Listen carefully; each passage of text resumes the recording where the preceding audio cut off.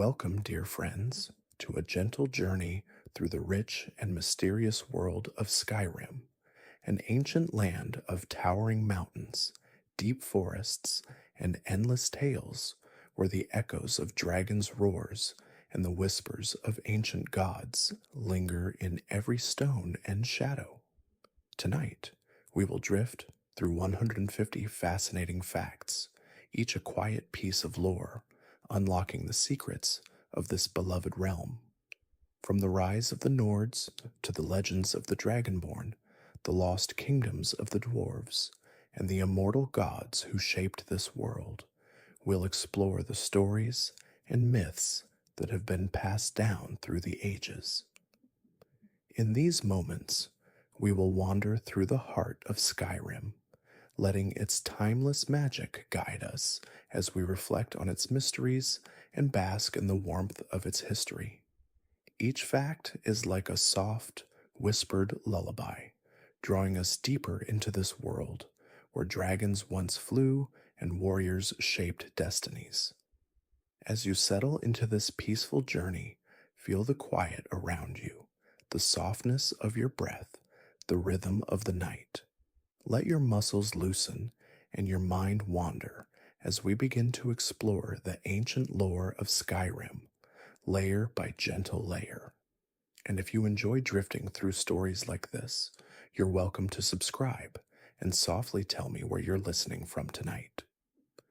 Now let's begin. Let the world of Skyrim unfold around us, one whispered fact at a time. Fact 1: Skyrim, the northernmost province of Tamriel, is a land where the air is crisp and the mountains touch the heavens. Its history stretches back to the days when the Nords first arrived on the continent, forging a place for themselves in the harsh, unforgiving wilderness. The Nords believed they were descendants of the gods themselves, having come from Atmora, an ancient and icy land to the far north. Over time, they built the grandest cities of stone and snow, standing as proud monuments to their legacy. These early settlers didn't just survive, they thrived, forging a culture rich in bravery, song, and legends. Fact 2: the gods of Skyrim, often called the Nine Divines, were revered by the Nords. Among them, the most cherished and revered is Shor, the Nordic equivalent of the god of death, Lorcan. Shor's presence in Skyrim is felt everywhere, from the halls of Sovngarde to the whispers of forgotten ruins. His influence runs deep in Nordic traditions, with many Nords seeking his blessing before embarking on perilous quests or battles.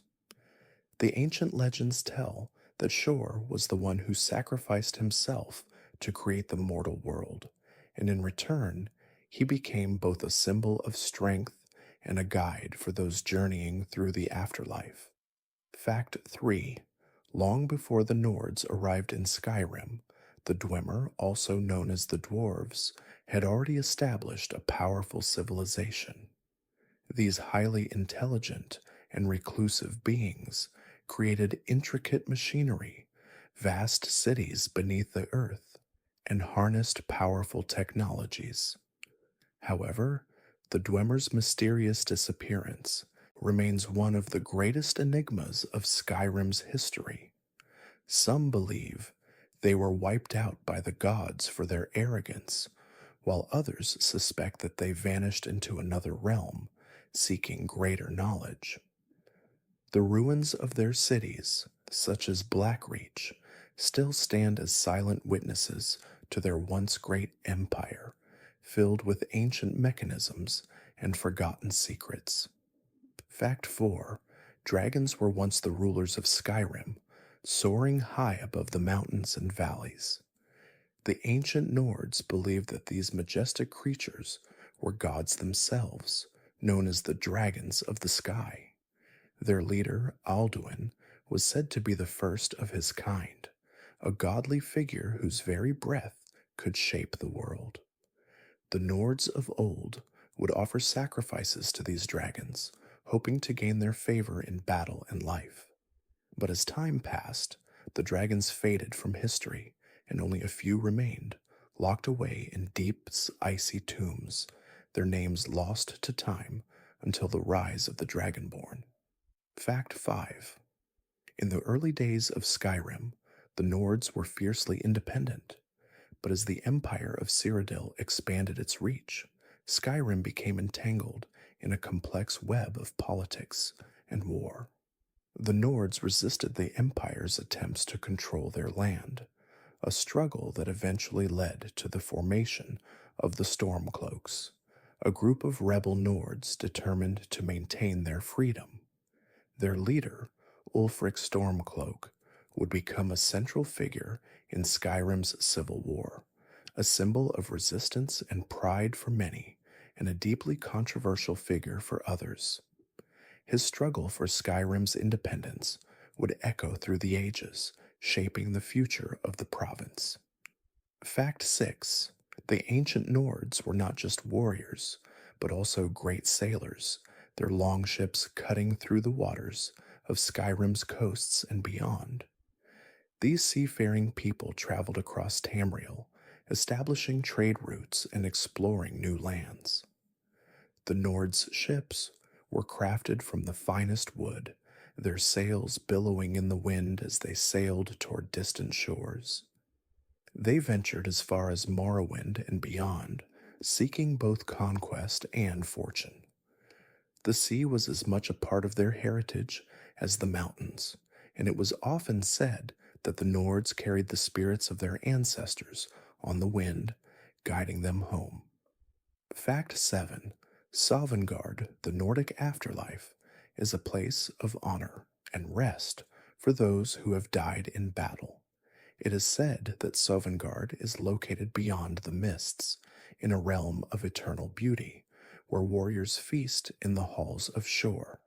Those who have earned their place in Sovngarde are greeted by the spirits of past heroes, and they spend eternity battling, singing, and celebrating their victories.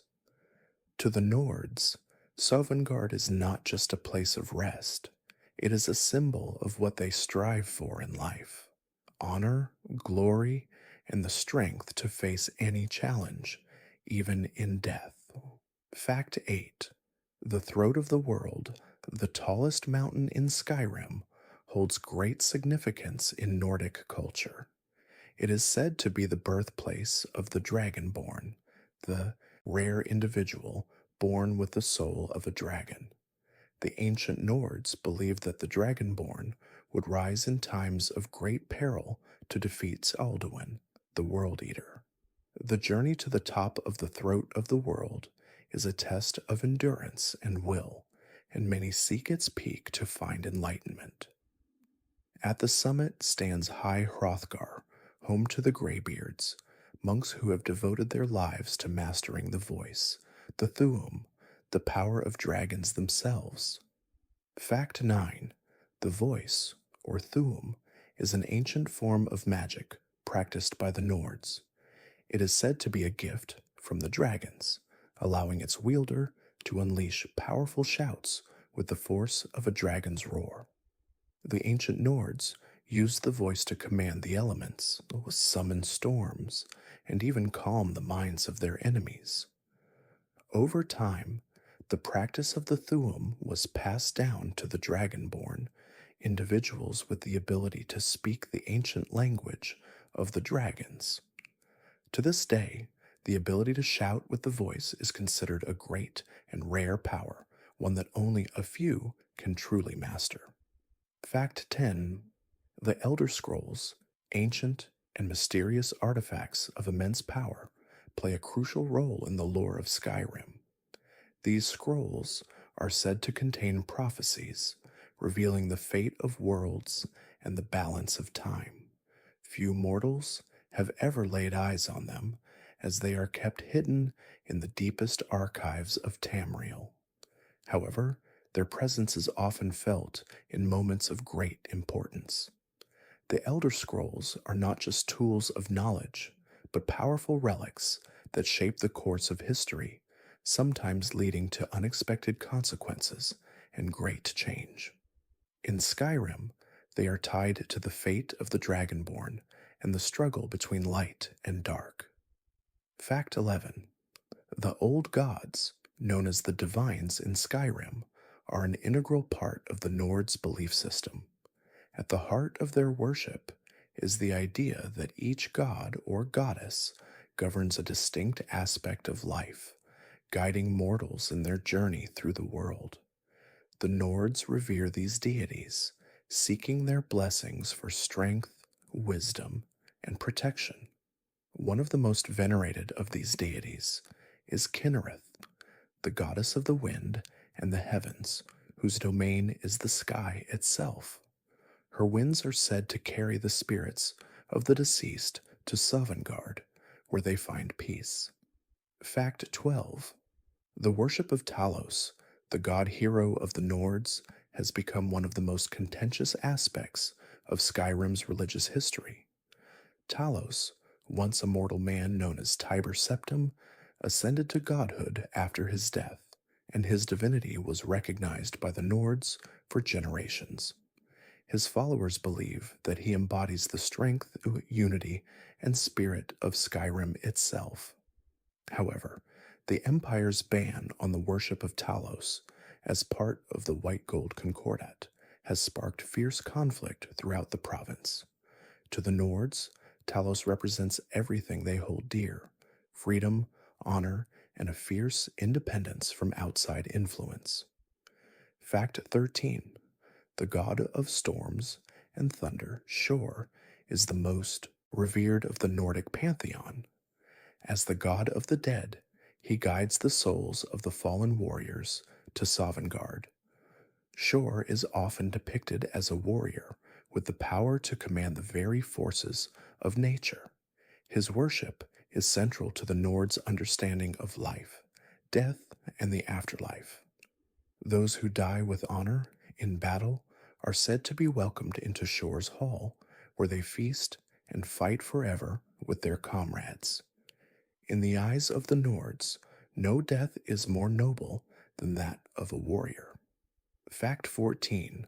The Daedric princes, while not considered part of the Nine Divines, also hold a profound influence over the people of Skyrim. These chaotic, often unpredictable beings are said to embody the darker aspects of existence: power, madness, love, and betrayal. While the Nords hold most of their reverence for the divines, there are still those who follow the Daedric princes, seeking their favor and power. One of the most notorious of these princes is Molag Bal, the Daedric lord of domination and enslavement, whose twisted influence has corrupted many souls throughout history. His followers believe in the subjugation of others, using their power to control and manipulate. Fact 15. Azura, the goddess of dusk and dawn, is another powerful Daedric prince worshipped by some in Skyrim. She represents the cycles of life, the balance between light and dark, and the duality of existence. Azura is often associated with prophecy and visions, granting her followers glimpses of future events. Those who seek her favor believe that she can guide them through the dark times in their lives, offering both clarity and the strength to endure. Her followers often speak of dreams and signs from Azura, interpreting them as messages from the goddess herself, steering them toward their fates. Fact 16. The Nords also hold great respect for the god of nature and beasts, Hircine. Known as the huntsman of the gods, Hircine represents the primal instincts of the wild. He is worshipped by hunters and those who seek to commune with nature. Hircine's most feared followers are the werewolves, cursed individuals who are transformed under the light of the full moon. The werewolves' connection to Hircine is one of both reverence and fear, as the transformation comes with both great power and a loss of self-control. To the Nords who revere him, Hircine represents the untamed spirit of Skyrim's wilderness. Fact 17. Dibella, The goddess of beauty and love is revered by many in Skyrim for her role in fostering both the physical and emotional aspects of love.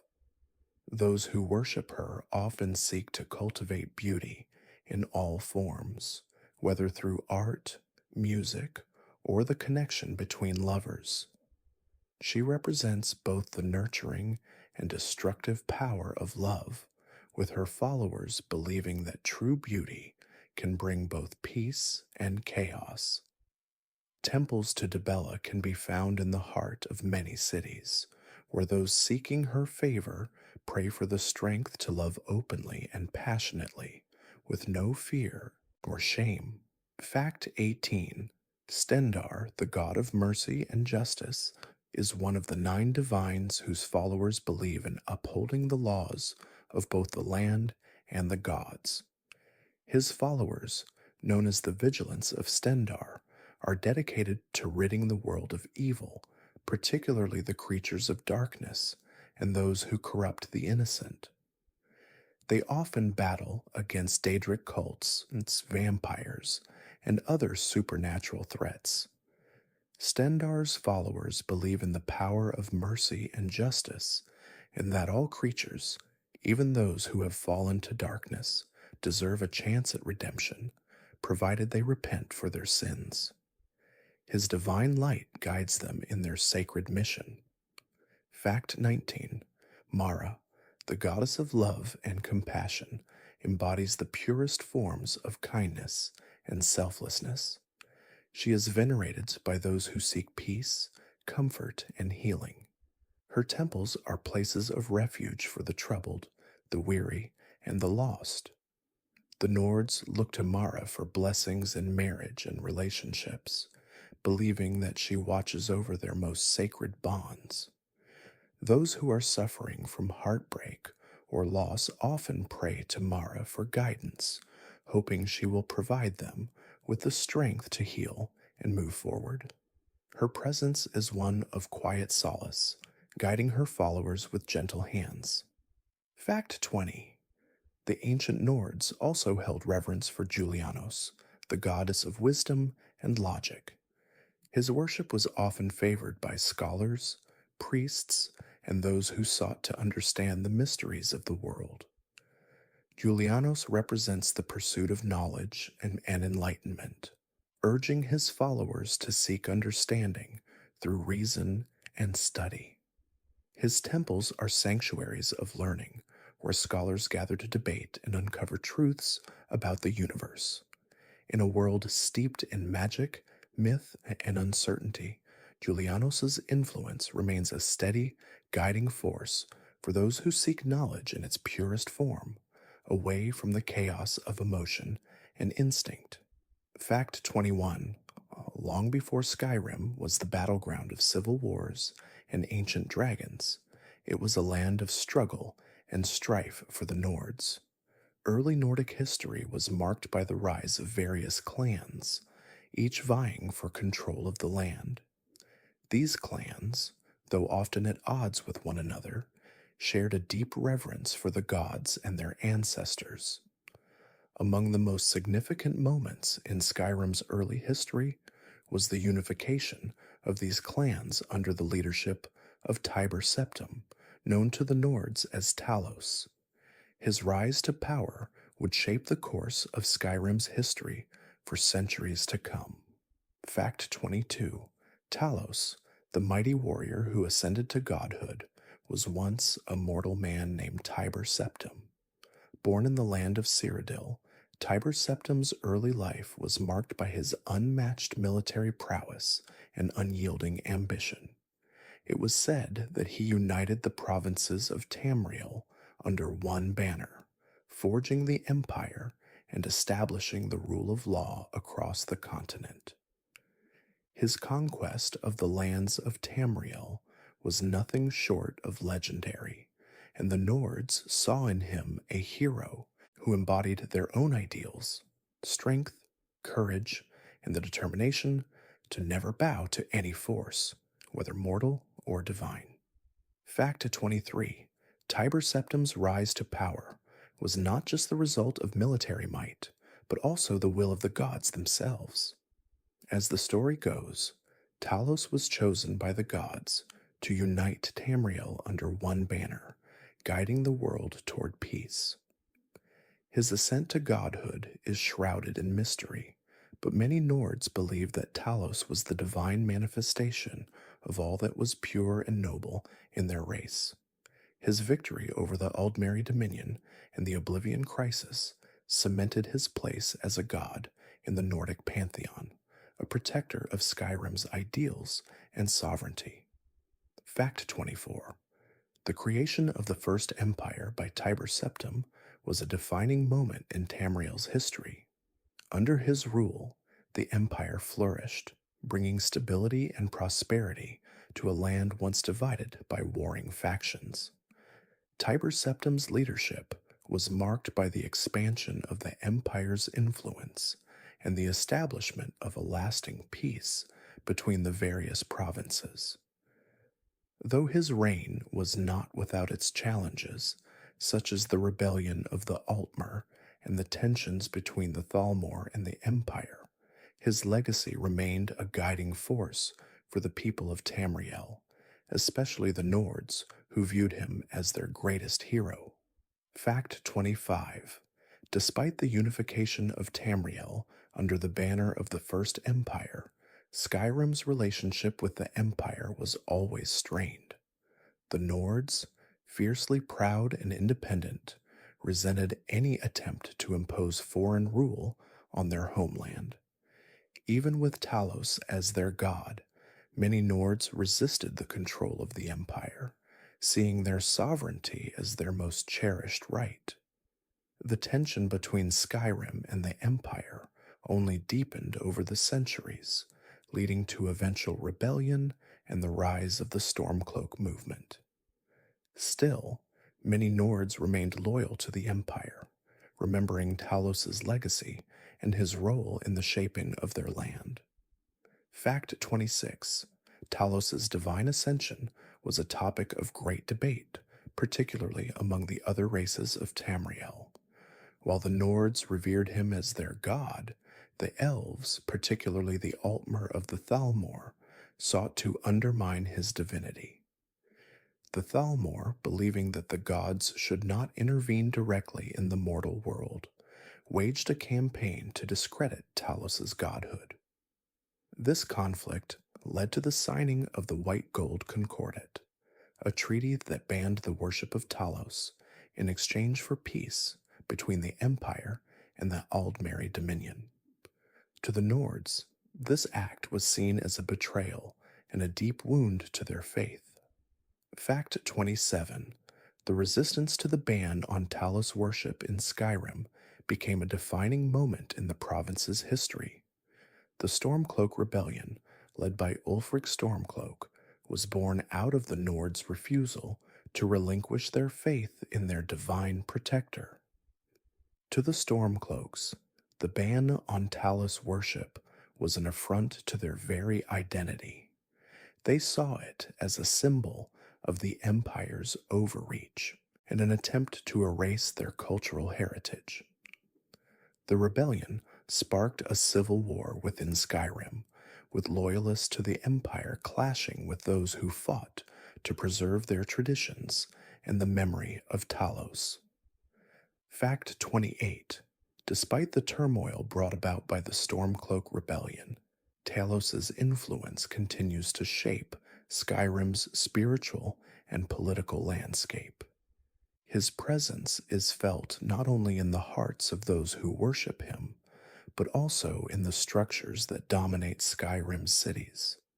The Talos Shrine in Whiterun, a place of devotion for many Nords, is a symbol of their resistance to the Empire's rule. Similarly, the Monastery of the Nine Divines in Solitude, once a place of peaceful worship, has become a focal point for the ongoing conflict between the Imperial forces and those who seek to restore the old ways. Fact 29. The legacy of Talos can be seen throughout Skyrim in the many monuments, temples, and shrines dedicated to him. From the sacred halls of High Hrothgar, where the graybeards meditate on the power of the Thuum, to the city of Windhelm, where Ulfric Stormcloak's rebellion still stirs the hearts of many, Talos's influence endures. His divine presence is also celebrated in the annual festival of the Dragonborn, a day of remembrance and worship that honors his victory over Alduin, the World Eater. For many Nords, this festival is a time to reflect on their history and reaffirm their commitment to the values Talos embodied. Fact 30. In the end, Talos remains a figure of both reverence and controversy in Skyrim.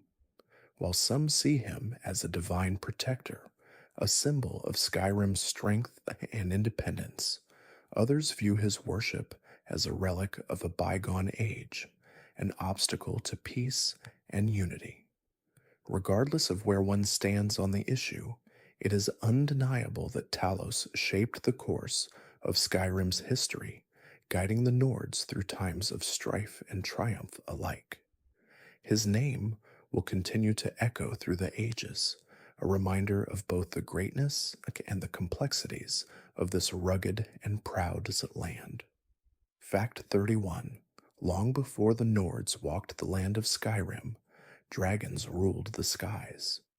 These majestic, fearsome creatures were once the dominant force in the region, their roars echoing through the valleys and mountains.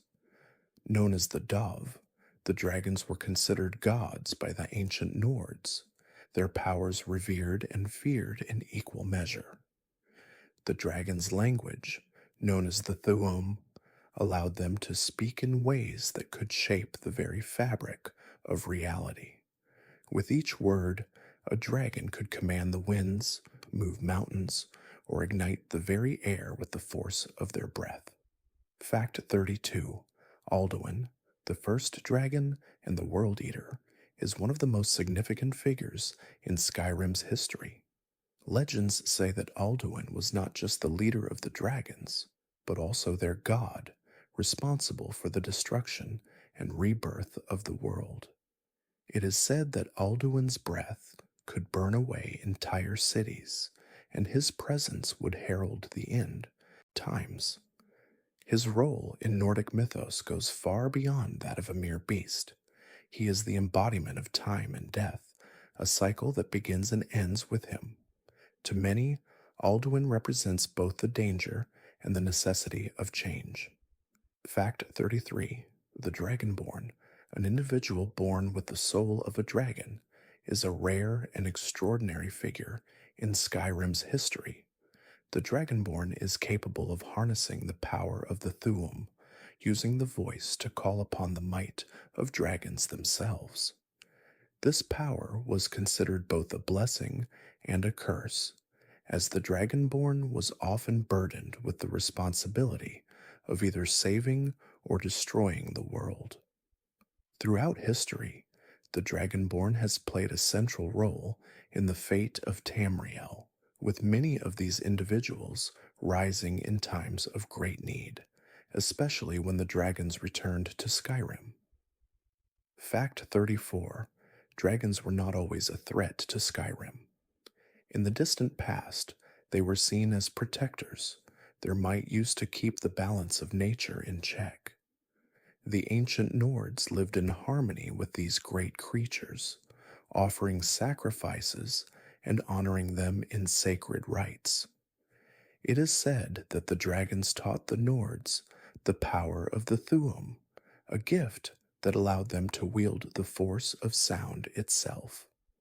However, as time passed, some dragons grew increasingly tyrannical, seeing themselves as rulers over the mortal realm. The relationship between dragon and man soured, leading to conflicts that still echo through Skyrim's history. Fact 35. The disappearance of the dragons was one of the greatest mysteries of Skyrim.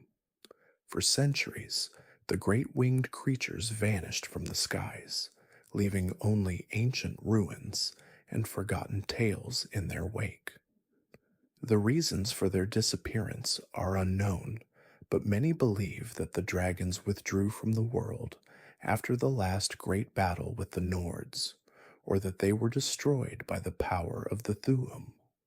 Some say that the dragons were simply waiting for the return of a dragonborn, a chosen one who could wield their power and awaken them from their long slumber. Fact 36. The return of the dragons to Skyrim marked a time of great upheaval. Their sudden appearance ignited a battle between the mortal world and the ancient forces of the past. Dragons began to appear across the province, burning villages and challenging the Nords to defend their land once more. These dragons were led by Alduin, whose arrival signaled the beginning of the end. The ancient prophecies spoke of the Dragonborn, the only one capable of stopping Alduin and restoring balance. This prophecy became a beacon of hope for the Nords, and many believed that the return of the dragons was tied to the resurgence of the Dragonborn. Fact 37. As the dragons returned, so did the ancient dragon shrines that had once been scattered across Skyrim.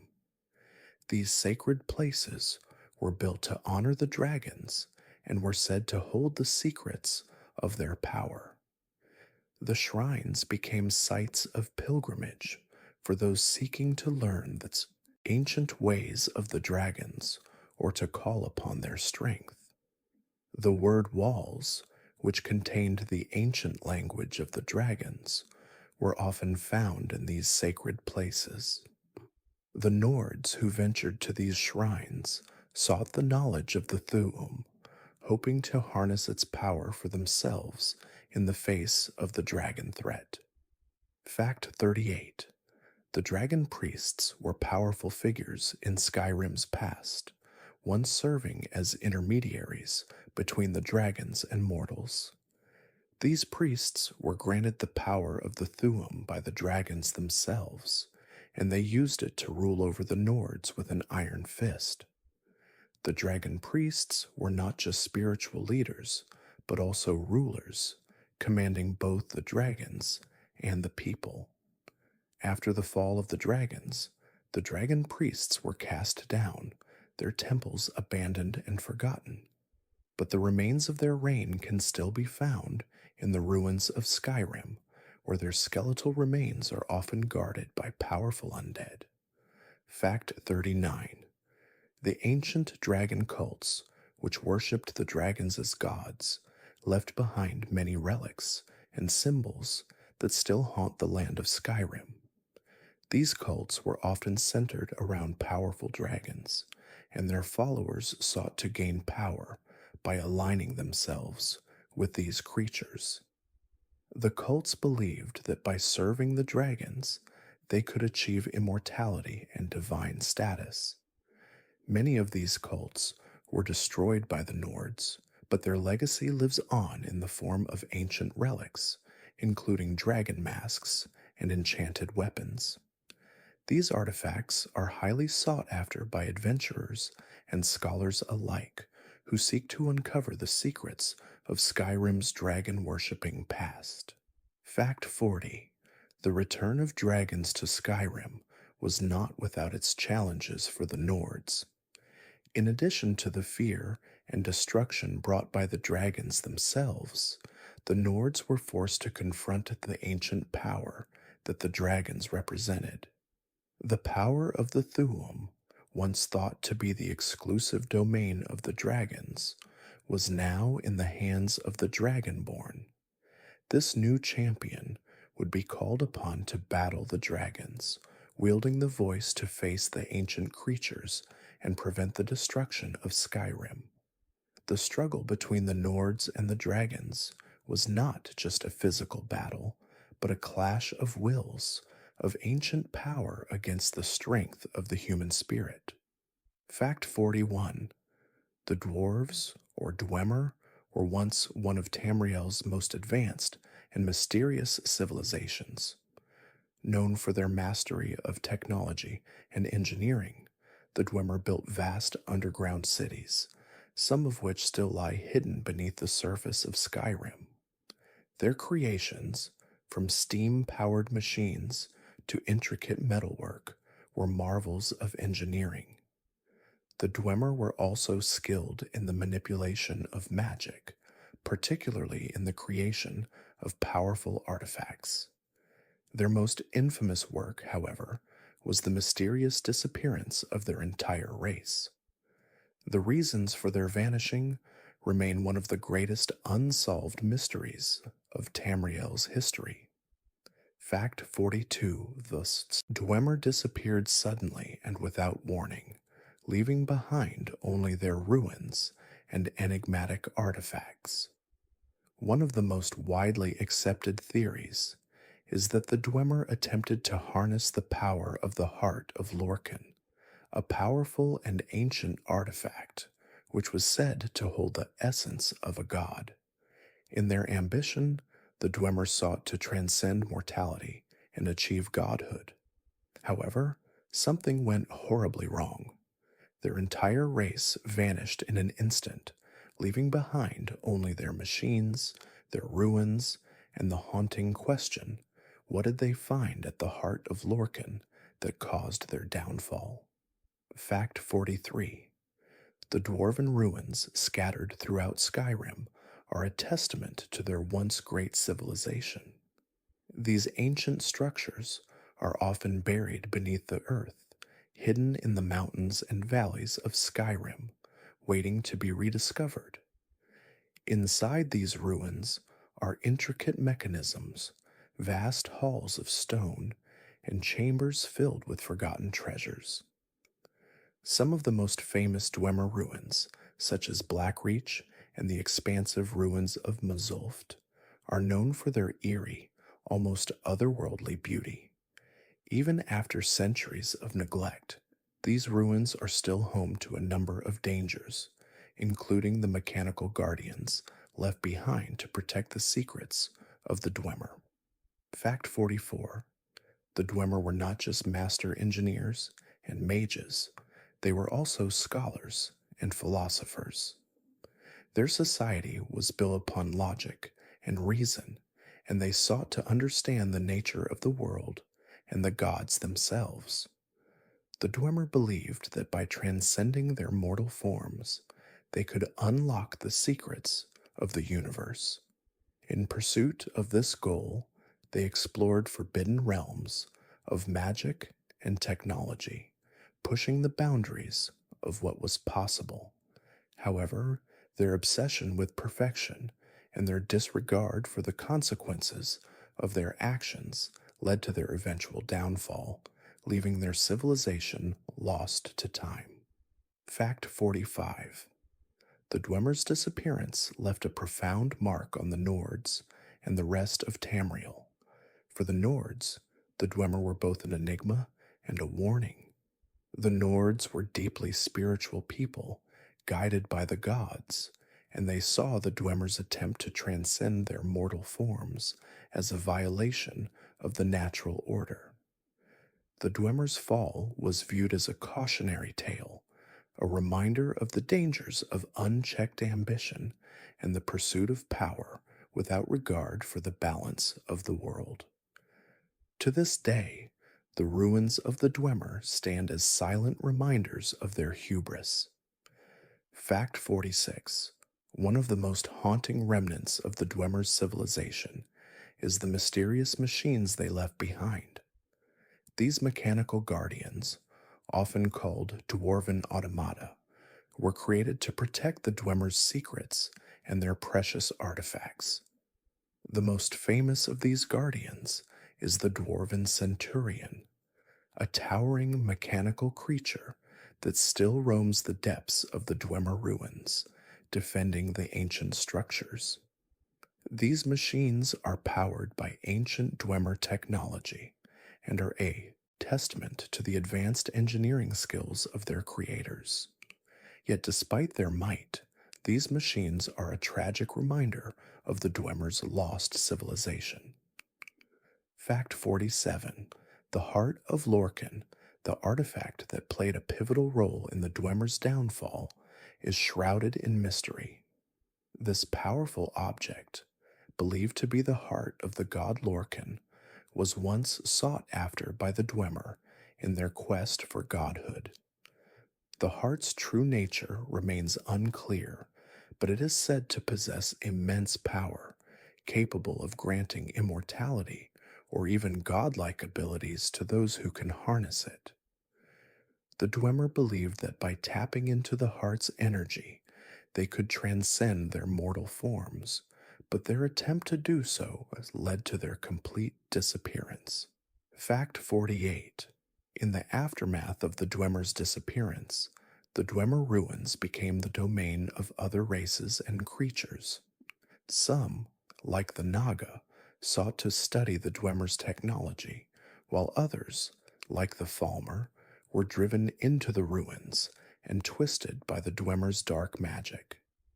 The Falmer, once a fair and noble race, were transformed into blind, twisted creatures after they were betrayed by the Dwemer, who had driven them into the depths of their cities. The Falmer's transformation into these nightmarish beings serves as another tragic tale in the history of the Dwemer's fall. Fact 49. Though the Dwemer's empire has long since fallen, their influence can still be felt in Skyrim. Many of the most powerful artifacts discovered within the ruins of Dwemer cities are highly sought after by adventurers and scholars alike. Among these is the Dwemer metal, known for its strength and durability. Items crafted from this rare material, such as Dwemer bows, swords, and armor, are highly prized and often fetch high prices among collectors. The Dwemer's legacy lives on in these artifacts, which continue to be a source of both fascination and envy among those who seek to unlock the secrets of their lost civilization. Fact 50. Despite the great mystery surrounding their disappearance, the Dwemer's legacy remains a subject of great interest to many in Skyrim. Scholars, adventurers, and treasure hunters alike continue to explore the ancient Dwemer ruins, hoping to uncover forgotten knowledge and powerful artifacts. Some believe that the Dwemer's disappearance was not an accident, but a deliberate act, perhaps a ritual to transcend their mortal forms and ascend to a higher plane of existence. Whether the Dwemer's fate was one of tragic failure or cosmic success remains unknown, but their civilization continues to captivate the imagination of those who dare to seek out its secrets. Fact 51. The Nords of Skyrim are known for their fierce independence and warrior spirit, characteristics that have shaped their culture for millennia. They pride themselves on their strength, bravery, and resilience, qualities that are celebrated in their songs, stories, and daily lives. From a young age, Nords are taught to fight, to endure hardship, and to embrace their place in the harsh world of Skyrim. Their history is steeped in war and conquest, but they also possess a deep reverence for their ancestors, believing that the souls of great warriors live on in Sovngarde, where they feast and fight for eternity. Fact 52. The Nords' warrior culture is most evident in their love for the art of battle. For centuries, the Nords have honed their skills with weapons like the sword, axe, and shield. They are also skilled in the use of the bow, particularly in the dense forests of Skyrim, where archers can rain arrows down upon their enemies from hidden vantage points. Combat is not just a means of survival, but a way of life for the Nords. The battle cry, the clash of weapons, and the adrenaline of war are all woven into the very fabric of their identity. Fact 53. Skyrim is a land that breeds warriors. The environment itself is harsh and unforgiving, with freezing cold winters, snow-covered mountains, and rugged terrain. For the Nords, this unforgiving landscape has shaped their way of life. To survive, they must be strong, resilient, and resourceful. Many Nords grow up hunting in the wilds, fighting off predators, and protecting their homes from invaders. Even in peacetime, the Nords remain vigilant, ready to defend their land and their people from any threat, be it dragon, bandit, or foe, from beyond the borders of Skyrim. Fact 54. One of the most revered institutions in Nordic culture is the Companions, a group of elite warriors who dedicate their lives to fighting for honor and glory. The Companions are based in Whiterun and are known for their skill in battle as well as their deep bond with each other. Their history is intertwined with the ancient tradition of the Harbingers, the leaders of the Companions, who are said to be chosen by the gods themselves.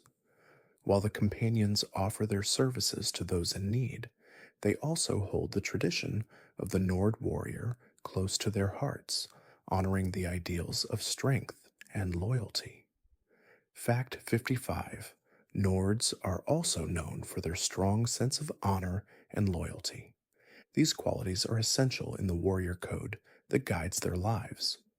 For the Nords, honor is more than just a concept, it is a way of living. They value their word and expect others to do the same.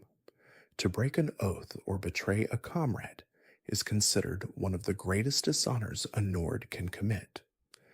This devotion to loyalty extends to their families, their clans, and their fellow warriors. It is not just about individual glory, but about maintaining the bonds that keep their society strong. Fact 56. Skyrim's history is filled with tales of great heroes and warriors who fought to protect their land from invaders and monsters alike. Among these legendary figures is Ysgramor, the first of the Nords to lead his people into Skyrim. Ysgramor's journey is one of the most celebrated stories in Nordic lore, a tale of bravery, leadership, and the struggle to survive in a foreign land. His story is told in countless songs and is used to teach younger generations about the values of honor and duty.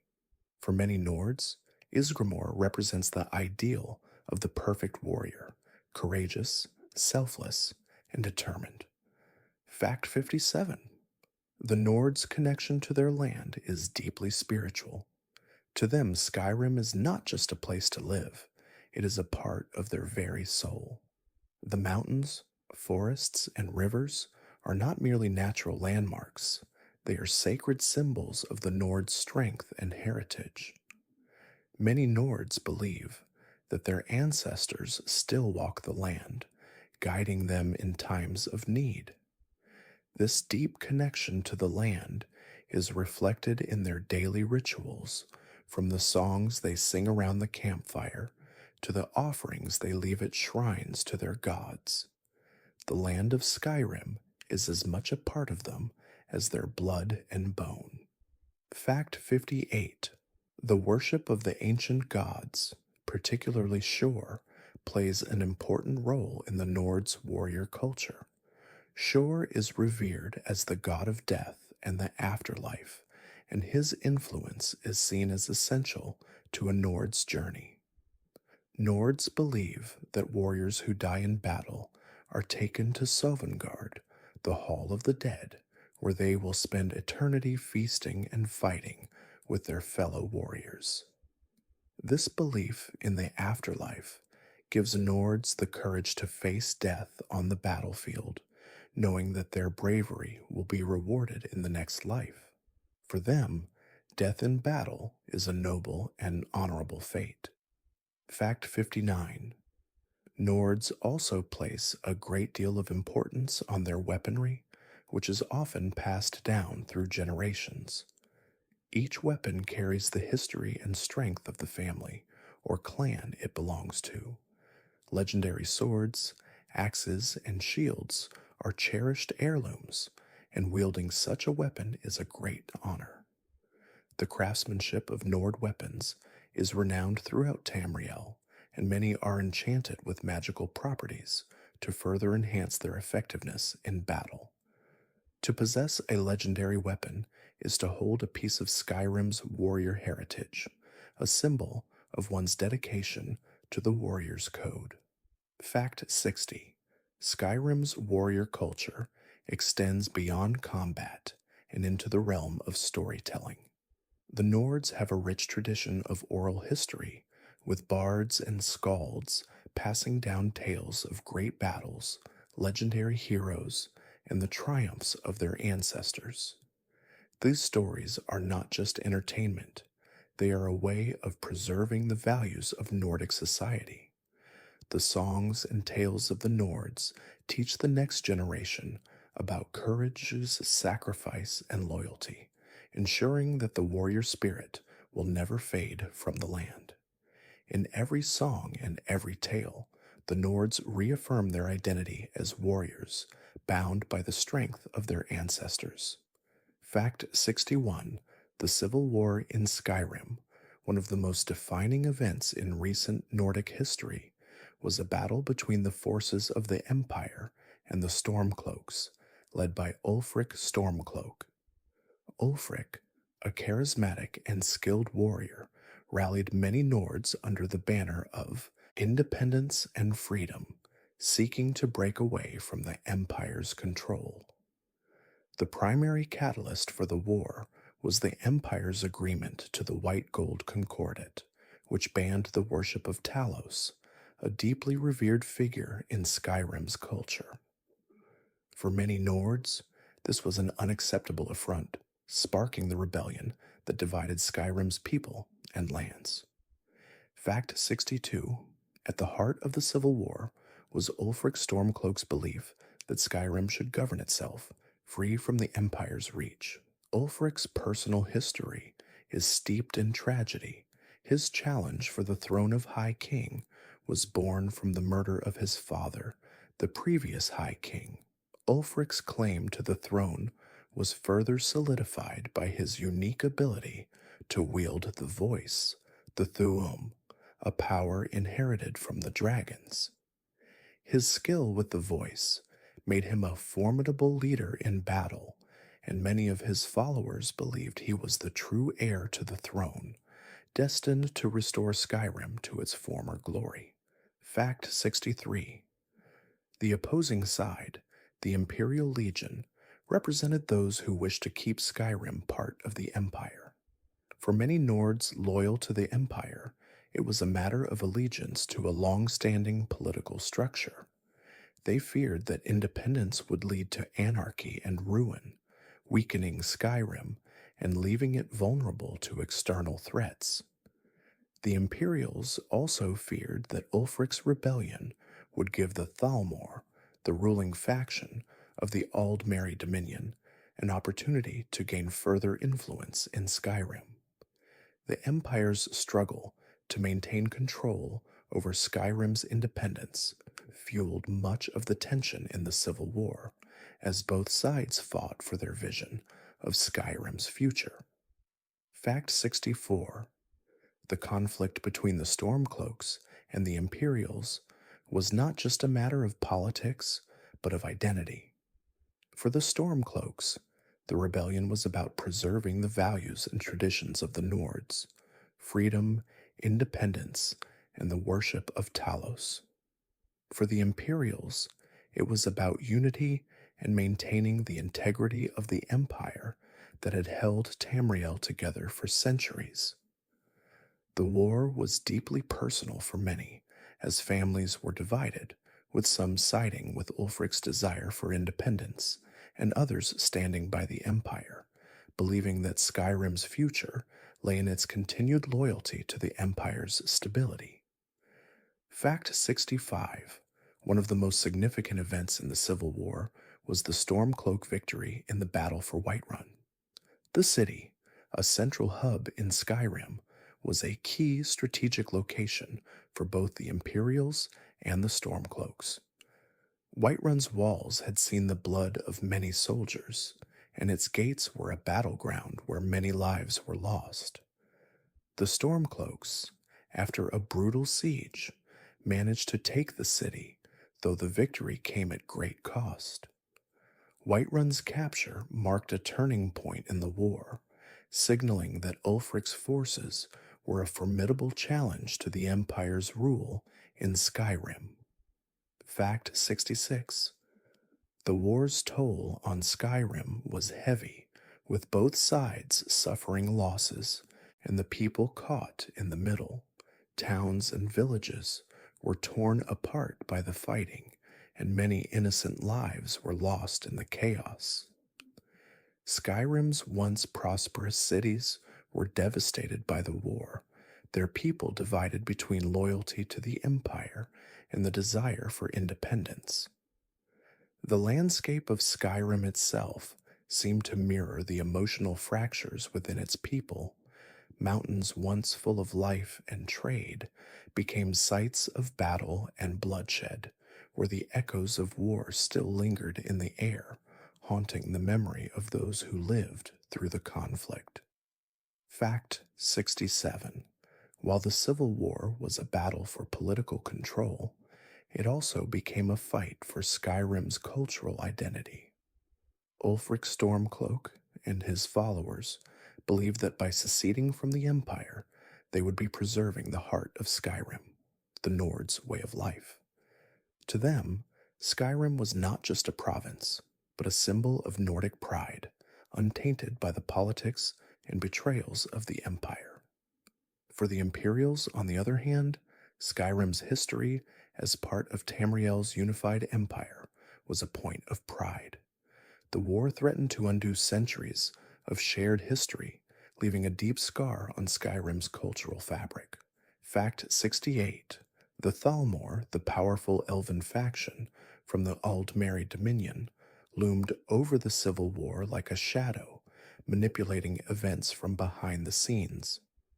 Though the Thalmor were not directly involved in the conflict, they were seen as the true beneficiaries of Skyrim's division.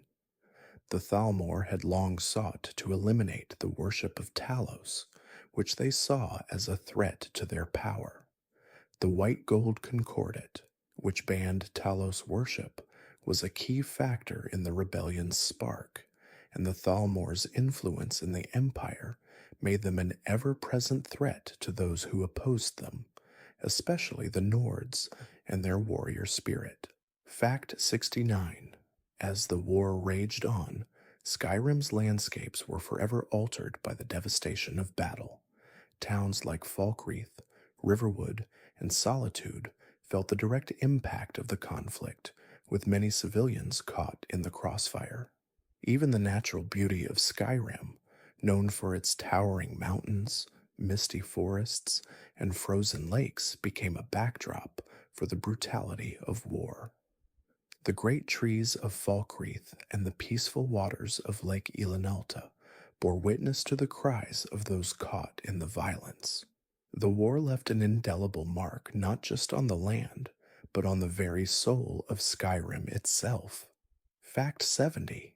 At the heart of the Civil War, both Ulfric Stormcloak and the Imperials believed they were fighting for Skyrim's future, each with their own vision of what was best for the land. Ulfric's vision was one of freedom, independence, and the restoration of Skyrim's ancient power and traditions. The Imperials, on the other hand, sought to preserve stability and maintain Skyrim's place in the Empire, believing that unity was key to survival. In the end, the outcome of the war would not only determine the fate of Skyrim, but also shape the future of Tamriel as the war's impact rippled far beyond Skyrim's borders. Fact 71. The Thieves' Guild is one of Skyrim's most infamous and secretive organizations, operating from the shadows and controlling much of the province's underground economy. Originally founded in the city of Riften, the guild was built on the idea that wealth was to be acquired through cunning, deception, and skill rather than through hard labor or battle. The guild's reach stretches far beyond Riften, with branches in nearly every major city in Tamriel. Though it has suffered setbacks over the years, including betrayal and the rise of rival factions, the Thieves Guild remains a central figure in Skyrim's criminal underworld. Fact 72: at the core of the Thieves Guild's operations is a code of silence and loyalty, with members sworn to secrecy and bound by honor. However, this code has been tested repeatedly over the years, particularly during times of political upheaval. One of the guild's most influential leaders, Mercer Frey, became embroiled in scandal and treachery, leading to the guild's near destruction. His betrayal and the theft of a powerful artifact nearly dismantled the organization. The subsequent effort to restore the guild to its former glory was one of the most challenging periods in its history, but the guild's resilience remains undeniable.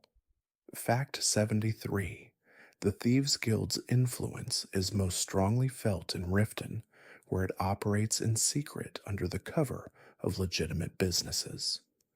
Riften's most well-known figurehead, Maven Blackbriar, is rumored to have deep ties to the guild, though she denies any involvement.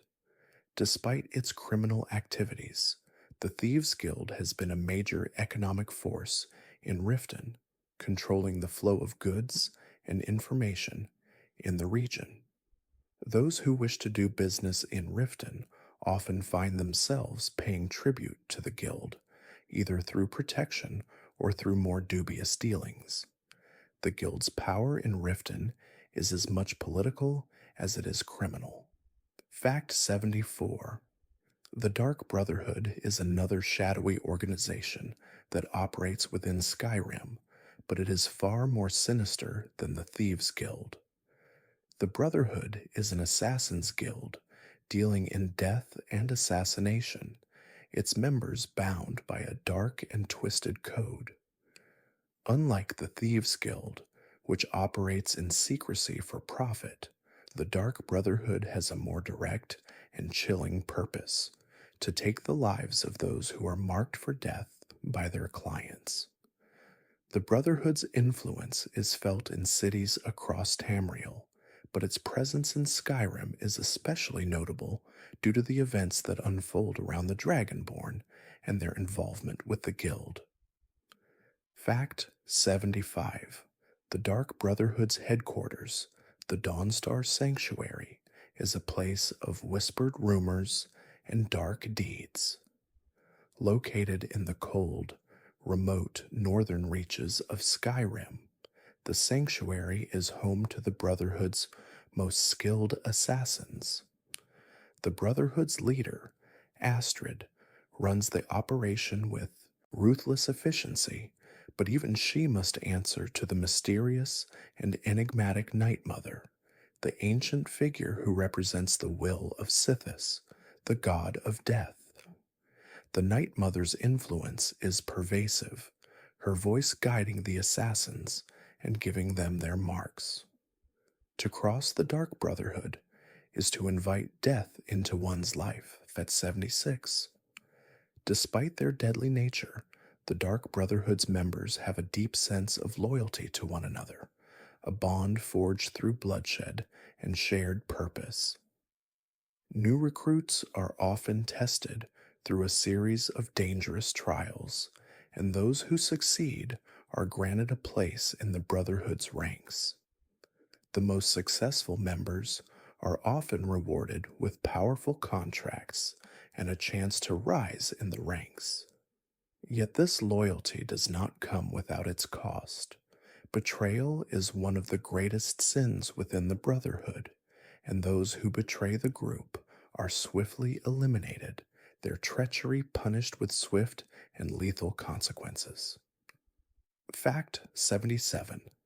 In contrast to the Dark Brotherhood's murderous nature, the Thieves Guild operates more as a complex business network involving covert operations, smuggling, and heists.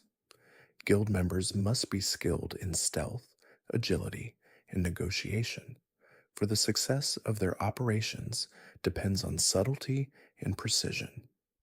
Guild jobs often involve sneaking into secure locations, bypassing intricate security systems, and acquiring rare or valuable items without detection. While the Dark Brotherhood takes lives for money, the Thieves Guild takes goods and treasures, making the guild's crimes more palatable to some, but equally dangerous to those caught in their web. Fact 78. While the Thieves Guild has long been a part of Skyrim's underworld, its influence in the province has waned in recent years. A combination of poor leadership and the rise of other criminal factions led to a decline in the guild's power. However, the return of a true leader and the efforts of a few dedicated members have started to restore the guild's reputation. By reclaiming lost territory and forging new alliances, the guild has begun to regain its status as the premier criminal organization in Tamriel. Its ongoing efforts to restore its influence continue to shape the streets of Riften and beyond. Fact 79. The Thieves Guild's ties to the broader political landscape of Skyrim are often hidden, but their influence can be felt in nearly every corner of the province. Many of Skyrim's nobility are either direct or indirect benefactors of the guild's activities. Wealthy merchants, corrupt officials, and even influential leaders have been known to turn a blind eye to the guild's actions or offer assistance in exchange for a cut of the profits. This hidden network of connections keeps the guild well funded and protected from law enforcement, as the political and economic elite continue to benefit from their illicit operations. Fact 80. The rivalry between the Thieves Guild and the Dark Brotherhood has led to several tense moments in Skyrim's history, with members of both organizations clashing over territory, resources, and contracts. Though they share a common background in the shadows, their methods are vastly different. While the Thieves Guild focuses on stealing, the Dark Brotherhood specializes in taking lives. Their missions often overlap, creating conflict between the two groups. The tensions have occasionally led to deadly confrontations, with the Dragonborn caught in the middle, often having to navigate between the two factions, deciding who will live, who will die, and who will take the treasure. Fact 81. Magic in Skyrim is as ancient and multifaceted as the land itself. From the icy peaks of the throat of the world to the sprawling plains of Whiterun, the practice of magic is a common thread woven into the fabric of the province.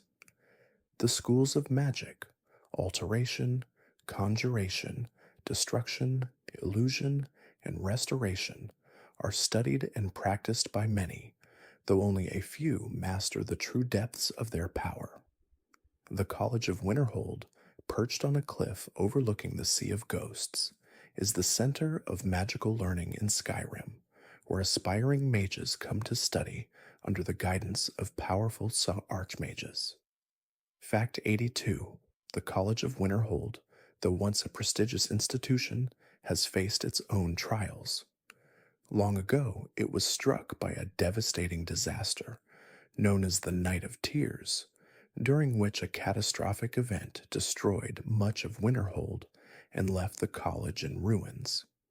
Since that time, many have viewed the college with suspicion, questioning its safety and relevance.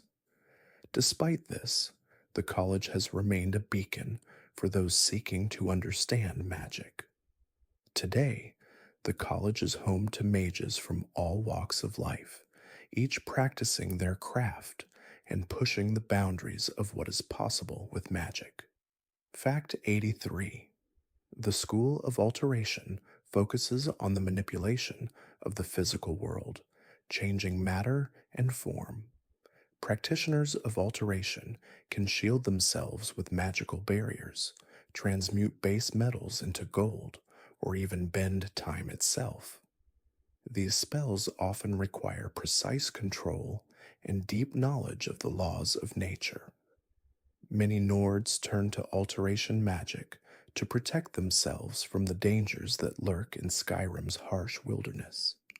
The power to alter the world around them is seen as a practical tool for survival, especially when faced with the perilous creatures that roam Skyrim's landscapes, from saber cats to dragons. Fact 84: Conjuration, the school of summoning, is one of the most dangerous and controversial schools of magic in Skyrim. Mages who study conjuration can summon creatures from other planes of existence, such as Daedric lords, boundless atronachs, and even undead servants. The danger of this magic lies in the unpredictable nature of the creatures summoned. Some conjured beings are benevolent and serve their summoner's will, while others may act with a mind of their own, turning on their master. For this reason, conjuration is often viewed with suspicion, and many mages avoid it, fearing the consequences of summoning forces beyond their control.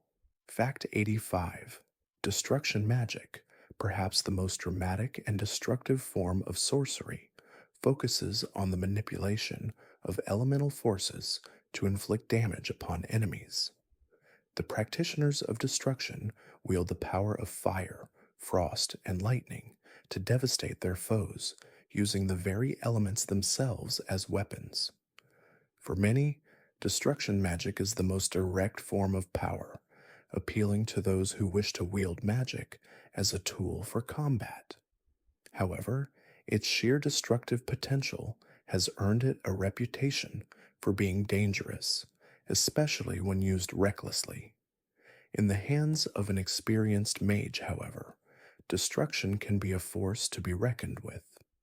Fact 86: Illusion magic is the art of manipulating the mind, either hiding one's presence or controlling the thoughts and actions of others.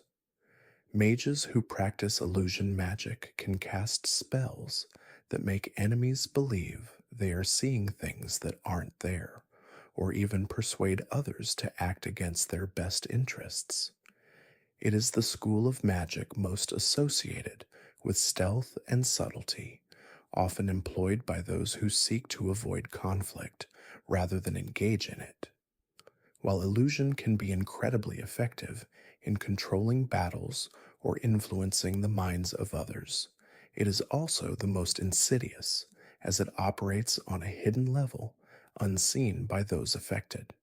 Fact 87: Restoration magic, in contrast to the destructive powers of other schools, focuses on healing and protection. This school of magic is vital for those who spend their lives fighting in Skyrim's dangerous wilds, where injuries and illness are common. Practitioners of restoration can mend wounds, cure diseases, and even raise the dead. This magic is also key to counteracting the forces of darkness, such as the undead and the Daedric minions that plague Skyrim. Restoration is seen as the magic of life, offering hope and salvation in a land where death is a constant companion. It is also vital in maintaining balance and harmony. Fact 88: Beyond the 5 schools of magic, there are ancient and more obscure forms of sorcery that are whispered about in Skyrim's dark corners. One of these is the art of necromancy, the practice of raising the dead and controlling their spirits.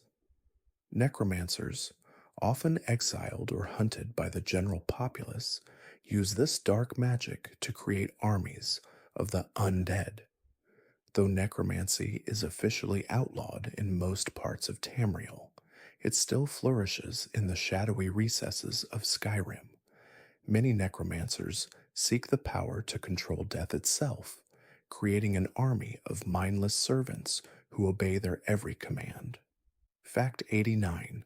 The Thalmor, the high ranking elves of the Aldmeri Dominion, also have a deep and complex relationship with magic. As powerful users of arcane knowledge, the Thalmor have access to ancient and forbidden magics that most in Tamriel could only dream of mastering. Their control over magic is rooted in their belief in elven superiority and their desire to maintain that power through magical means. The Thalmor's use of magic in political manipulation, their suppression of Talos worship, and their involvement in Skyrim's civil war have made them one of the most dangerous factions in Tamriel, their influence extending into all corners of magic. Fact 90. The role of magic in Skyrim extends beyond the realm of the College of Winterhold and its practitioners. Many of Skyrim's most legendary figures, from the Dragonborn to the ancient Nords of old, wielded powerful magic to shape the course of history. The Thuum, or voice, is a form of magic unique to the Nords, allowing them to harness the power of words to manipulate the world around them. The power of the Thuum is said to be a gift from the dragons, granting those who can master it the ability to speak with the force of the gods themselves, capable of commanding nature and creatures alike. Fact 91. The Daedric princes are powerful, otherworldly beings who rule over the realms of oblivion.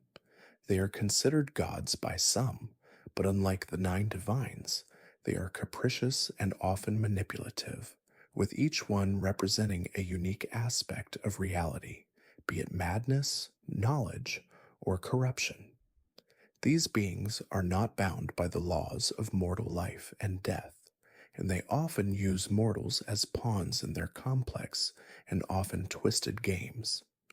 Though the Nords revere the nine divines, they also understand that the Daedric princes are an undeniable part of Skyrim's history, influencing its fate through both subtle and overt actions. Fact 92. The most infamous of the Daedric princes is Mehrunes Dagon, the Daedric prince of destruction. Dagon is a figure of chaos, fire, and violence, whose realm is a place of constant upheaval. He has sought to destroy Tamriel on multiple occasions, believing that only through destruction can true freedom be achieved. His followers, known as Dagon's faithful, are often those who crave power, chaos, and the destruction of established systems. Mehrunes Dagon's influence is felt throughout Skyrim in moments of war and catastrophe, where his presence is seen as a harbinger of violent upheaval. Fact 93. Azura, the Daedric prince of dusk and dawn, is one of the most revered of the Daedric princes. She is associated with the balance between light and dark, change and prophecy. Azura's followers often believe that she is a guide through the dark times of life, providing wisdom and foresight. Azura's realm, Moonshadow, is said to be a beautiful, ethereal place of endless twilight, and her influence can be seen in the mysterious, dreamlike visions that her followers often experience. In Skyrim, Azura's shrine can be found on the border of the province, where her followers come to seek guidance and insight. Fact 94. Boethia, the Daedric prince of plots and deceit, is a figure of power and manipulation. Known for her cunning and ability to incite revolutions, Boethia is a deity of those who seek to undermine the established order. Her followers are often those who believe in challenging the status quo, whether through rebellion, treachery, or assassination. Boethia's realm is a place of conflict, where the strong overthrow the weak in an endless struggle for dominance. In Skyrim, Boethia's influence is particularly felt among those who are willing to engage in violent struggles for power, with her whispers guiding those who seek to take control. Fact 95. Molag Bal, the Daedric prince of domination and enslavement, is one of the most feared and reviled of all the Daedric princes. Molag Bal's realm, Cold Harbor, is a bleak and desolate place where souls are tormented and broken. He is the master of corruption, often seeking to enslave mortals and turn them to his will. His followers worship him through the subjugation of others, embracing cruelty and tyranny as the means of achieving power. In Skyrim, Molag Bal's influence is seen in the form of vampires and other creatures who serve his dark purposes, spreading fear and domination wherever they go. Fact 96. Meridia, the Daedric princess of life and energy, is often seen as one of the few Daedric princes who is opposed to darkness and decay.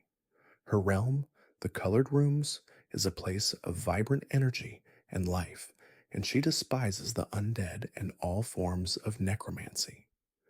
Meridia's followers are dedicated to the preservation of life, fighting against the forces of darkness that seek to corrupt the world.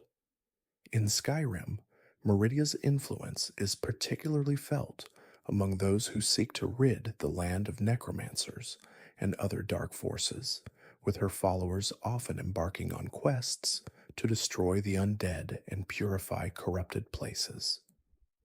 Fact 97. Sheogorath, the Daedric Prince of Madness, is one of the most unpredictable and whimsical of the Daedric princes. His realm, the Shivering Isles, is a land of utter chaos, where nothing is as it seems, and every corner hides a new and bizarre twist. Sheogorath's influence is felt in moments of madness, insanity, and absurdity.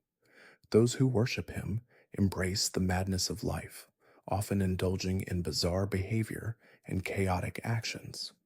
In Skyrim, Sheogorath's presence is often felt in the form of unpredictable events and strange occurrences, as well as among those who see life through a lens of absurdity and mischief. Fact 98. Hermaeus Mora, the Daedric Prince of Knowledge and Memory, is an ancient and mysterious figure associated with the pursuit of forbidden knowledge. His realm, Apocrypha, is a place of endless, shifting libraries filled with forgotten secrets and forbidden texts. Hermaeus Mora's followers are scholars, researchers, and those who seek to uncover the deepest mysteries of existence, regardless of the cost. However, those who seek Hermaeus Mora's knowledge often find themselves trapped by it, as the pursuit of forbidden knowledge can lead to madness or despair. In Skyrim, Hermaeus Mora's influence is often seen in the form of ancient books, scrolls, and dangerous arcane knowledge that can lead to great power or ruin.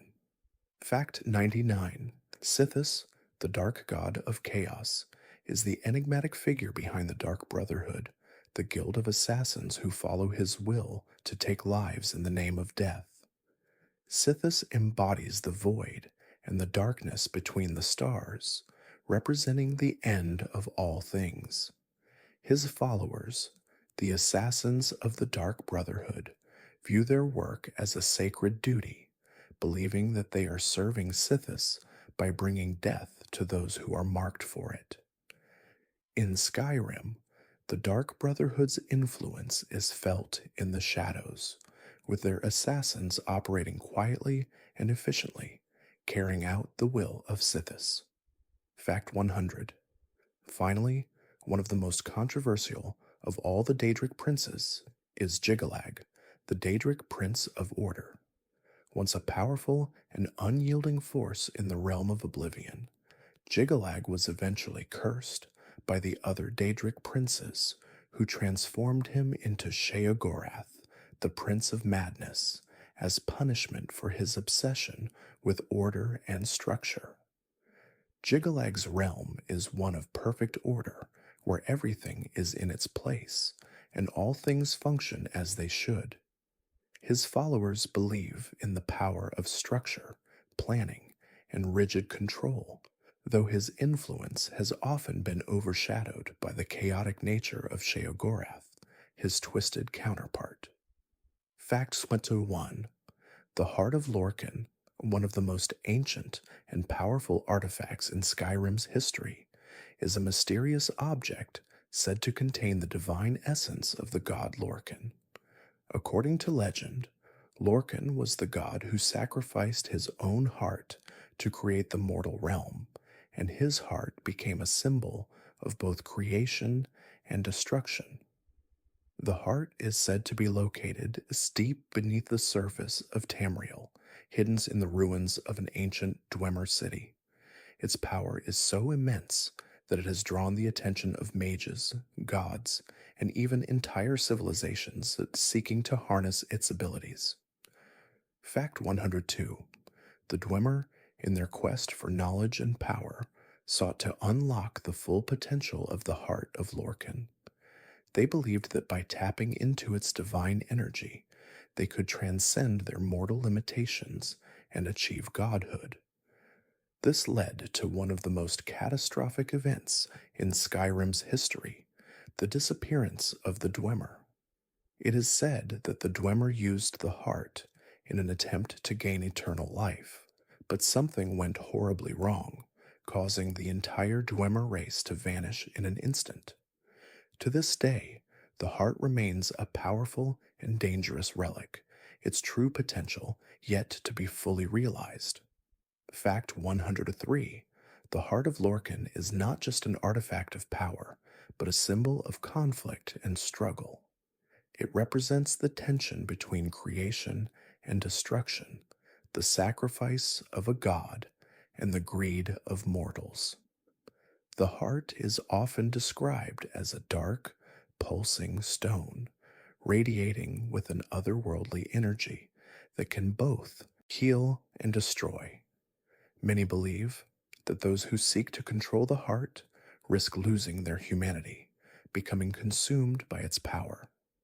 The heart is a reminder that even the greatest power can come at a terrible cost, a warning for those who would attempt to wield it. Fact 104. The Tribunal, a group of powerful gods worshipped by the Dunmer, were deeply tied to the heart of Lorcan. Vivek, one of the Tribunal's most powerful members, is said to have used the heart's power to ascend to godhood, becoming immortal. However, the heart's influence also came with a price. In the eyes of the Tribunal's followers, the heart was a divine gift, but it was also a source of great controversy. Some believed that the Tribunal had stolen the heart from the gods, while others saw it as the key to unlocking the potential for divine power in the mortal realm. Fact 105. The heart of Lorcan's connection to the Nords is not as direct as it is to the Dwemer or the Dunmer, but it is still a crucial part of Skyrim's lore. Lorcan, known to the Nords as Shor, is a figure of great importance in their pantheon. He is considered the god of death, a god whose sacrifice created the mortal world. Nords view Shor as a symbol of strength, sacrifice, and the eternal struggle against death. The heart, then, is seen as a reminder of the creation of Skyrim itself and its potential for both life and destruction. Fact 106. The powerful artifact, the Heart of Lorcan, is also linked to the prophecy of the Dragonborn. The Dragonborn, an individual born with the soul of a dragon, is said to have the potential to change the course of history. Some believe that the Dragonborn's connection to the heart is a sign of their destiny to either save or destroy Skyrim. The heart's immense power has long been sought by those who believe that controlling it will give them the ability to reshape the world. However, it is unclear whether the heart can truly be controlled or if it will consume those who seek to master it. Fact 107. In the quest to uncover the secrets of the heart, the Dragonborn will inevitably come face to face with the ancient and mysterious powers of the Dwemer. In their pursuit of immortality, the Dwemer created powerful guardians to protect the heart. These ancient machines, such as the dwarven centurions, remain in the ruins of their cities, waiting for anyone foolish enough to seek the heart. The danger of the mechanical guardians is matched only by the heart's power itself, as they are both relics of a lost time and symbols of the ancient, forgotten knowledge of the Dwemer. Fact 108. The heart of Lorcan has played a pivotal role in the history of Skyrim, influencing not just the Dwemer and Dunmer, but the entire fate of Tamriel. It is a key component in the struggle between mortals and gods, with those who seek its power often finding themselves caught in a web of betrayal, ambition, and divine retribution. Many who have tried to harness the heart's power have been driven mad or destroyed by it, their desires for godhood leading them down a dark and dangerous path. The heart is both a gift and a curse, offering great power but at an unimaginable cost. Facts 109.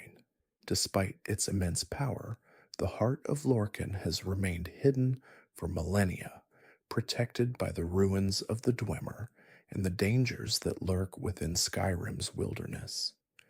It is said that the heart can only be accessed by those who are willing to brave the depths of Dwemer cities, facing both the mechanical guardians and the ancient traps that still lie in wait.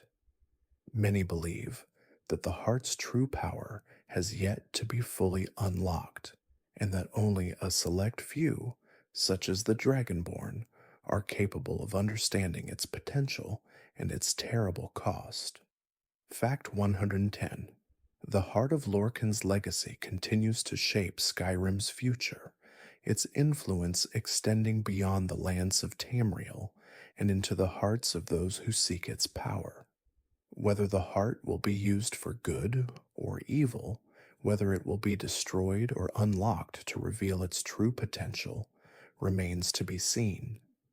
But its presence lingers like a shadow over Skyrim, a constant reminder that great power often comes at a terrible price. The Dragonborn, caught in the web of fate, may be the key to the heart's future, but the cost of their destiny is still unknown. Fact 111. The Empire of Tamriel, with its capital in the city of Cyrodiil, has long been a dominant political and military force in Skyrim. While Skyrim has always held a sense of independence, the Empire has historically been its most powerful neighbor, seeking to exert influence over the province. The relationship between Skyrim and the Empire has always been complex, marked by both cooperation and conflict. While the Nords share a respect for the Empire's strength, they also cherish their autonomy. The Empire, however, views Skyrim as a key piece of the greater political landscape, often seeking to keep it under its control for strategic reasons. Fact 112. The Imperial Legion plays a critical role in maintaining the Empire's hold over Skyrim. The Legion is a disciplined military force that seeks to maintain order and protect the Empire's interests. Many of Skyrim's cities, such as Solitude, are heavily garrisoned by the Imperial Legion, whose presence can be felt in every corner of the province. The soldiers are known for their training and discipline, but their presence is often seen as an occupying force by the Stormcloaks and those who support Skyrim's independence. Tensions between the Imperial Legion and the Stormcloaks have only increased during the ongoing civil war, adding fuel to the fire of the rebellion. Fact 113. Despite the presence of the Imperial Legion, Skyrim has always retained its distinct identity. The Nords view their culture, history, and gods as their defining qualities, and they will not easily yield to outside influence. This strong sense of pride and independence has led to several conflicts throughout Skyrim's history, with the most recent being the Stormcloak Rebellion. The rebellion, led by Ulfric Stormcloak, is a direct challenge to the Empire's rule in Skyrim. Ulfric believes that the Nords should govern themselves, free from the influence of the Empire and its laws. This struggle for independence is a continuation of Skyrim's long history of defiance. Fact 114. The Imperials, led by the Emperor, have long sought to bring all of Tamriel under their control. The Empire's reach extends across the continent, with its influence felt in every province from Morrowind to Hammerfell. While the Nords have resisted Imperial control, the Empire has nonetheless made significant strides in influencing Skyrim's politics, culture, and military. The Empire, once seen as a beacon of unity, is now facing a period of turmoil, with internal conflicts and external threats challenging its stability. The Stormcloak Rebellion is only one of many issues facing the Empire, but it is perhaps the most significant in recent memory. Fact 115. The relationship between the Nords and the Imperials is not solely defined by conflict. There are many Nords who remain loyal to the Empire, viewing the Empire's presence as a necessary stabilizing force. These Nords, often called Imperial Loyalists, believe that Skyrim's future lies in maintaining the province's relationship with the Empire. They argue that the Empire offers protection from external threats, such as the Thalmor, and that Skyrim benefits from the strength of the Empire's military. These loyalists also see the Empire's legal and political systems as essential to maintaining order and preventing chaos within the province. Fact 116. One of the key points of contention between the Nords and the Empire is the White Gold Concordat, a treaty signed between the Empire and the Aldmeri Dominion that banned the worship of Talos. For the Nords, Talos is a symbol of their history, strength, and sovereignty. The ban on Talos worship is seen as a deep affront to their culture and faith. Ulfric Stormcloak, who led the rebellion against the Empire, made the ban on Talos worship a central issue of his cause, rallying many Nords to his side. To the Stormcloaks, the White Gold Concordat is a betrayal of their people and their gods. Fact 117. In contrast, the Empire views the White Gold Concordat as a necessary measure to maintain peace with the Aldmeri Dominion, a powerful faction of High Elves who threaten the Empire's stability. The Thalmor, the ruling faction of the Aldmeri Dominion, are politically and militarily dominant, and their influence over the Empire has only grown in recent years. The Empire's concessions to the Thalmor, including the ban on Talos worship, were seen as a necessary evil to preserve the Empire's power. The Imperials hope that by making these compromises, they can prevent further conflict and keep Tamriel united under the Empire's banner. Fact 118. The Imperial influence in Skyrim has also extended to the province's political and economic landscape. Riften, the city that is often the heart of Skyrim's commerce, is controlled by the Blackbriar family, who have deep ties to the Empire. Maven Blackbriar, a powerful figure in Riften, has long used her connections to the Empire to maintain her power. Her influence extends beyond Riften as she is a key figure in the imperial effort to maintain control over the province. The Nords, however, view Maven's imperial connections with distrust, believing that she is more loyal to the Empire than to her own people. Fact 119. One of the most visible signs of the Empire's presence in Skyrim is the City of Solitude, the capital of the province and a key symbol of imperial control. Solitude is home to the High King of Skyrim, who is traditionally chosen by the Jarls of the province. However, since the Civil War, the throne has been contested between the imperial-aligned Jarl Elisif the Fair and the Stormcloaks, who believe that Ulfric Stormcloak is the true High King of Skyrim. Solitude is a city of great political and military importance, as it represents the heart of imperial authority in Skyrim.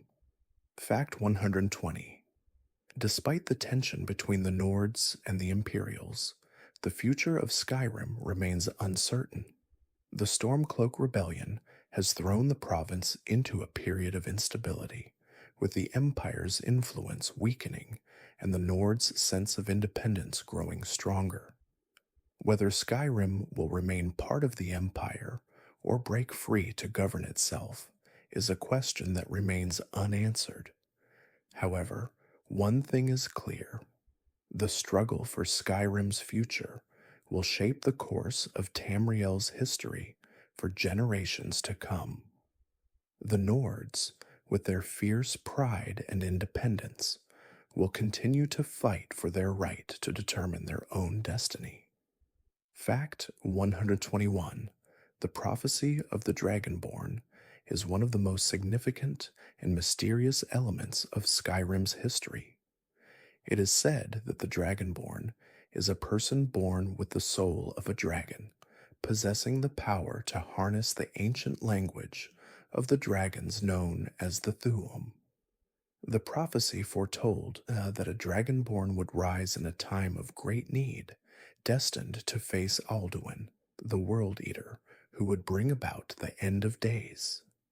This prophecy has shaped the destinies of countless people, with the Dragonborn standing as both a savior and a symbol of Skyrim's strength and resilience.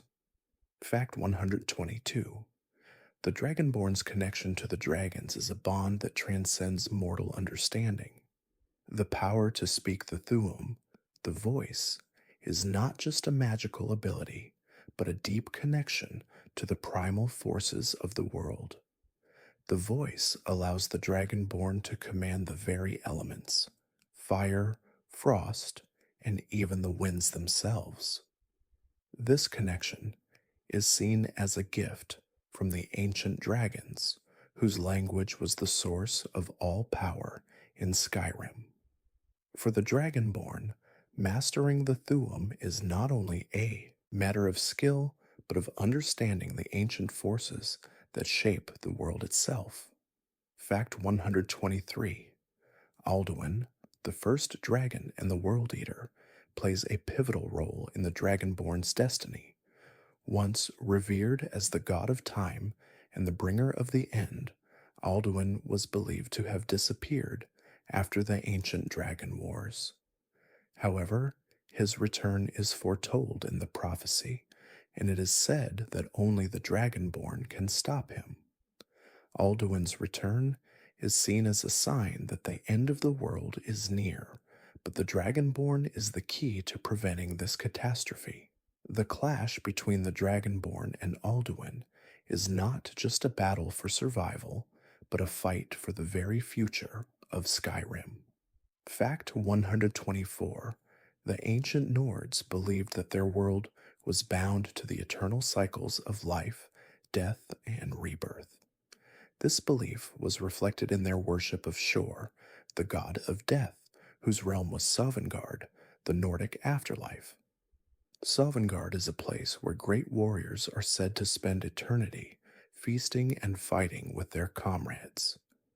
The prophecy of the Dragonborn is tied to this cycle of rebirth, as Alduin's return represents the end of one age and the beginning of another. The Dragonborn's victory over Alduin is seen as a necessary part of this cycle, ensuring that the world is reborn and ready for a new era. Fact 125. The journey of the Dragonborn is one of immense struggle and growth, as they must learn to control the powerful abilities of the Thuum and embrace their destiny. Along the way, the Dragonborn must confront not only dragons, but also the forces of darkness that seek to exploit their power. These forces include the Thalmor, who view the return of the dragons as a threat to their control over Tamriel, and the powerful factions within Skyrim itself, who see the Dragonborn either as a hero or as a threat to their own ambitions. The Dragonborn's path is one fraught with both allies and enemies, each vying for control over their fate.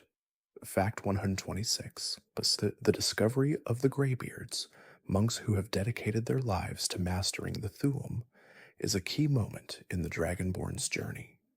High Hrothgar, perched atop the throat of the world, is the site of this sacred temple. The Greybeards are the ones who first recognize the Dragonborn's true potential and help guide them in mastering the voice. Their teachings are based on the ancient ways of the Nords, passed down through generations.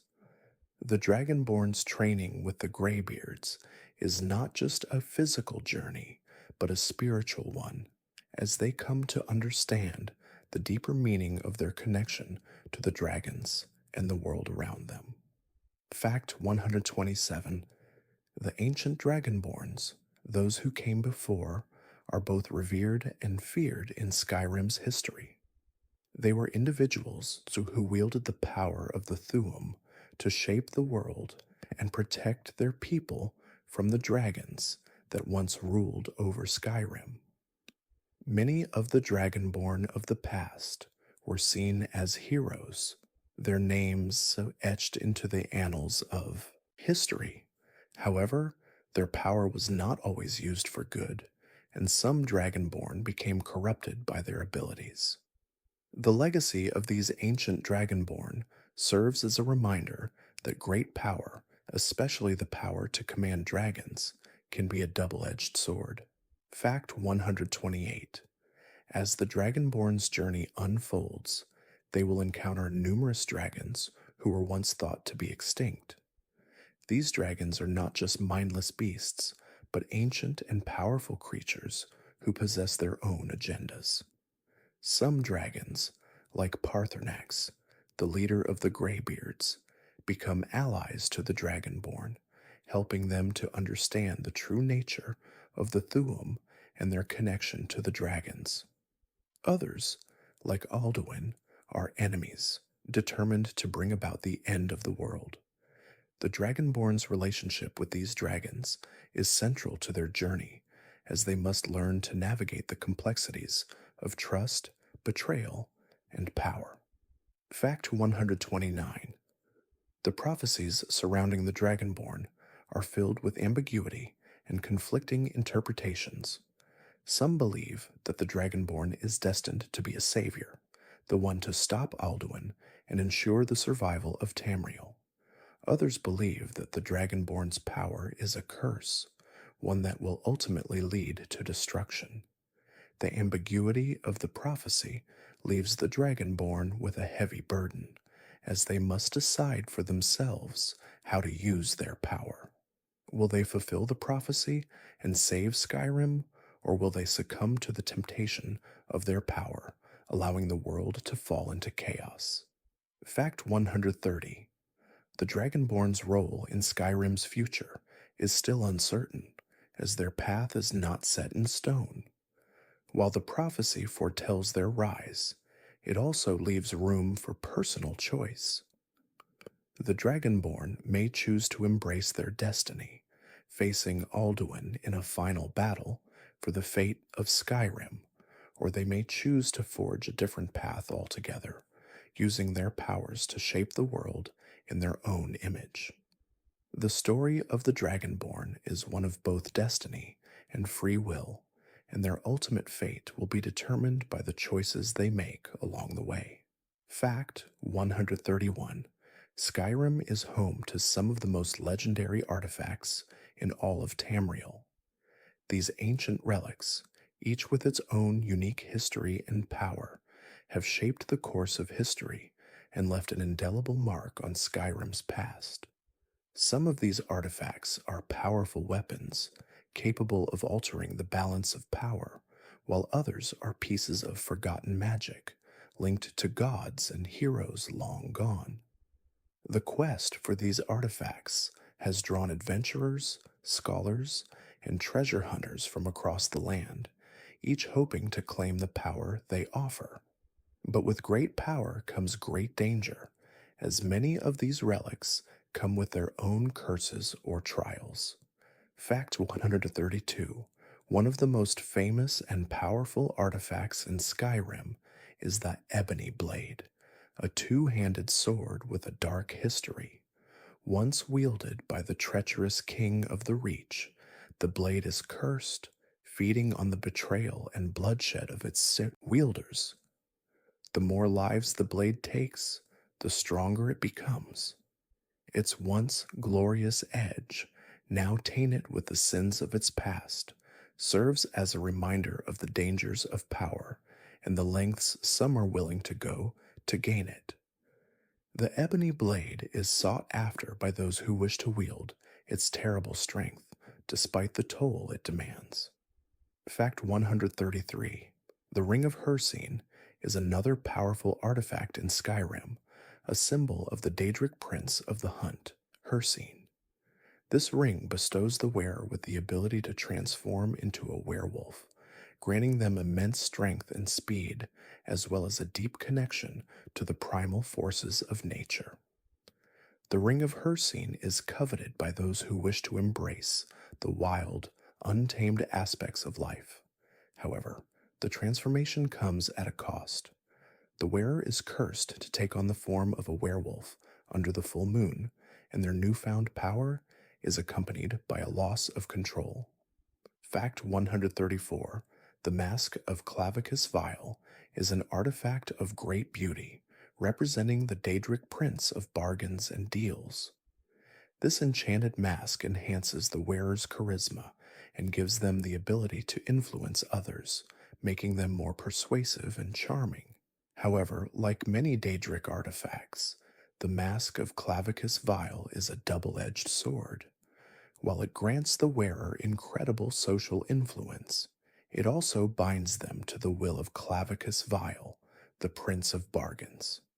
To gain power from the mask is to enter into a dangerous and often deceptive pact with one of the most manipulative and cunning of the Daedric princes. Fact 135. The Wabbajack, a staff belonging to Sheogorath, the Daedric Prince of Madness, is an artifact that defies all logic and reason. The Wabbajack can transform anything it touches into something completely random, from turning a simple barrel into a flower to transforming enemies into harmless creatures. The staff is a symbol of Sheogorath's chaotic nature, representing the unpredictable and often absurd aspects of life. It is a powerful tool for those who embrace madness, but it can also be incredibly dangerous, as its unpredictable nature can turn friend into foe in an instant. Those who wield the Wabbajack are often driven by whim and caprice. Fact 136. The Spellbreaker Shield is a legendary artifact that offers powerful protection against magic.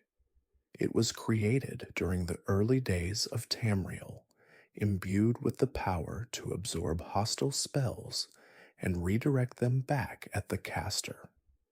The Spellbreaker was wielded by the great warrior, Yorland Greymane, and is said to be capable of blocking even the most powerful of magical attacks. As a result, it became one of the most sought-after shields in Skyrim, and its power has remained legendary throughout history. The Spellbreaker remains a symbol of both defense and defiance, representing the resistance against the ever present forces of magic. Fact 137. The Shadowmere, a jet black steed with eyes that glow like embers, is not just any horse, it is an artifact in its own right. Gifted to the Dragonborn by the Dark Brotherhood, Shadowmere is a loyal companion, capable of traversing the harshest of terrains with ease. Known for its supernatural endurance and speed, Shadowmere is more than a mere mount. It is a symbol of the Dark Brotherhood's bond with death and its ability to transcend the physical realm. No other horse in Tamriel can match its power, making it both a prized possession and a terrifying reminder of the Brotherhood's influence. Fact 138. The Staff of Magnus is a powerful artifact of immense magical strength, originally wielded by the powerful wizard Magnus himself.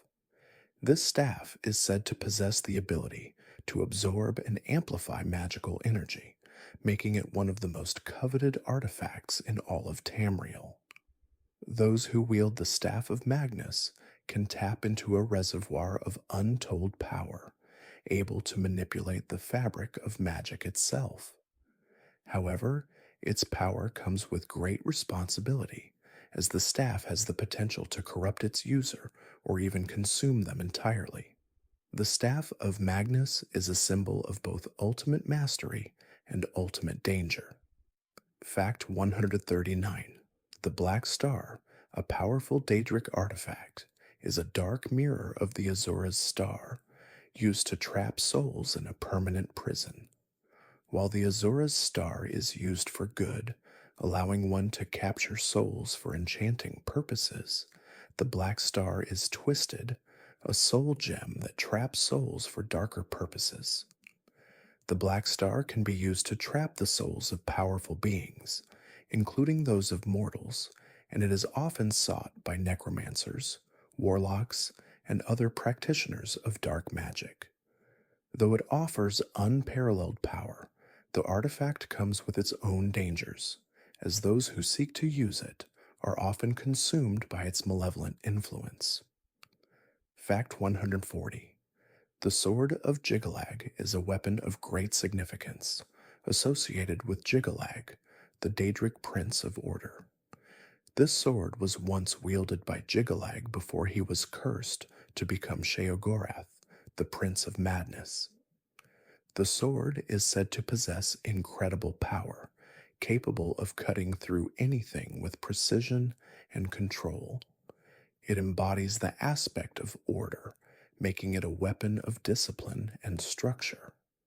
However, the sword's very nature is a reminder of Jiggalag's fall from grace, and it is said that those who wield it are forever bound to the Prince of Order's twisted vision of the world. Fact 141.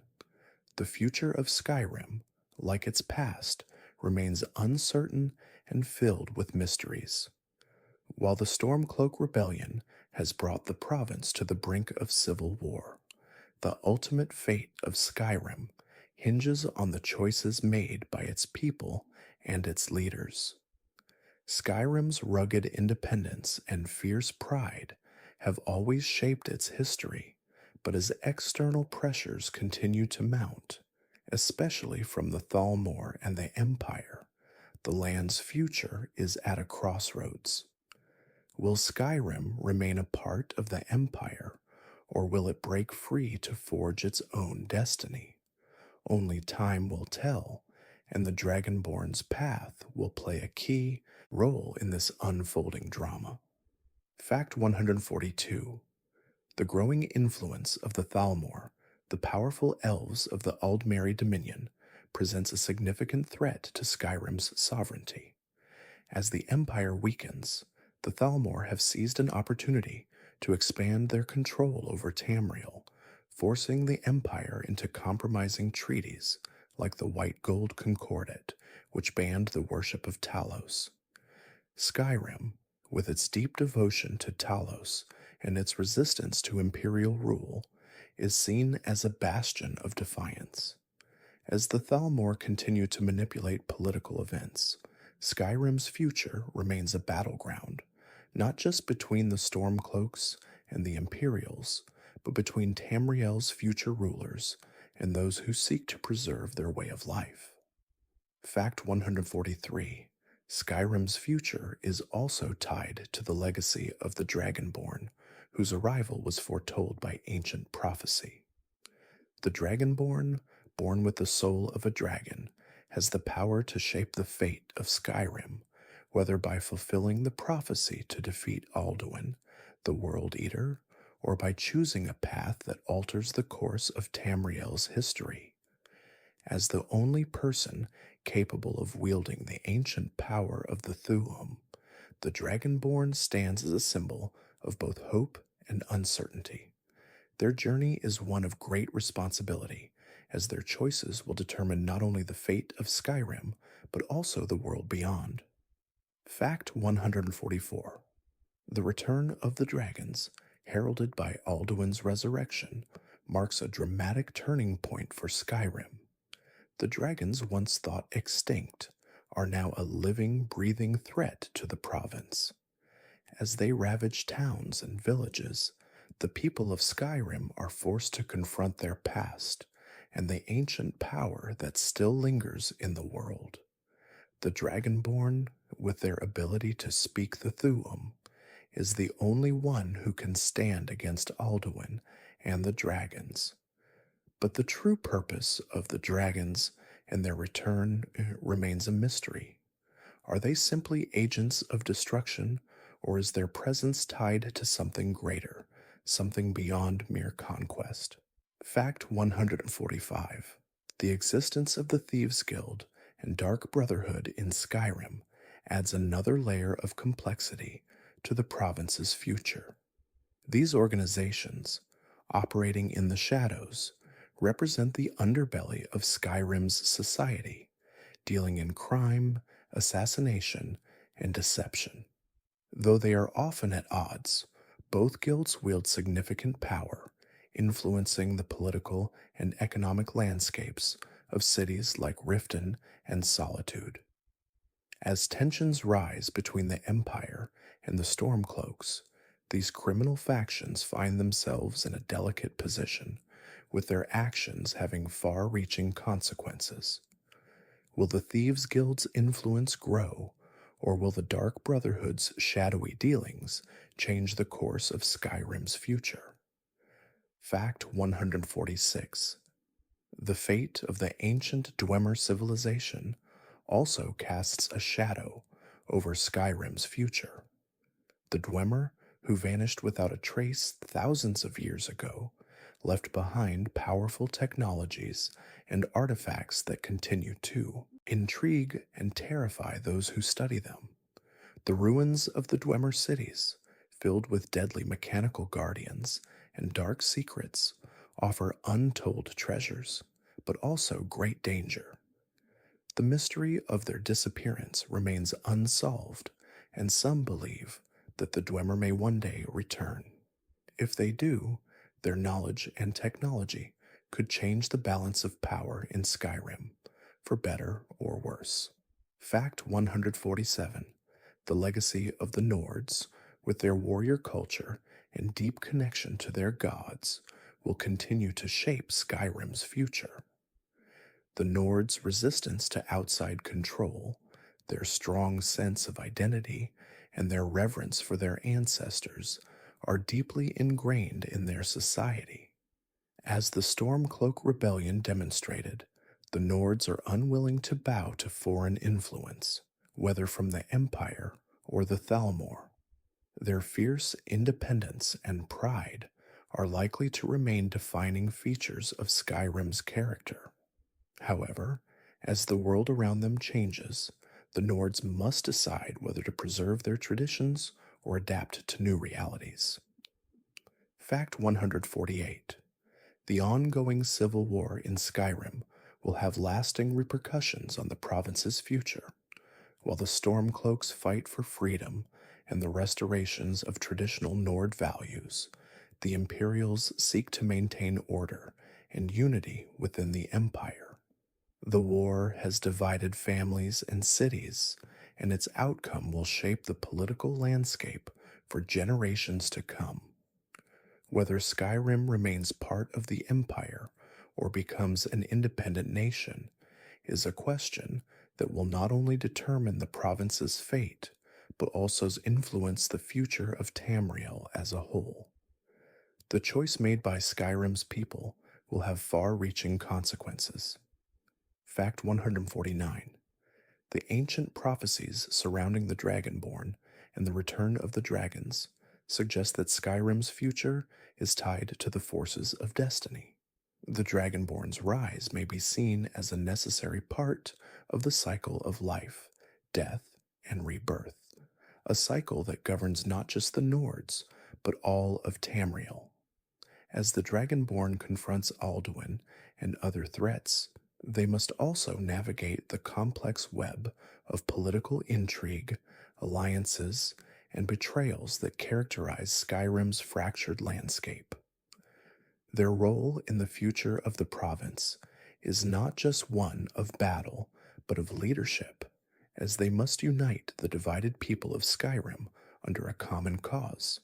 Fact 150.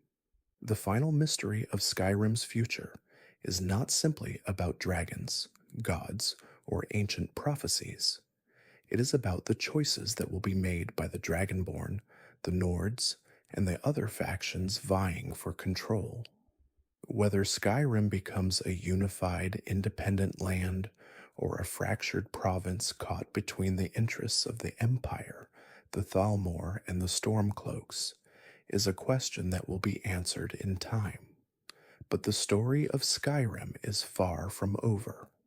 The Dragonborn's actions, the outcome of the Civil War, and the return of the dragons will all contribute to shaping the future of this storied land.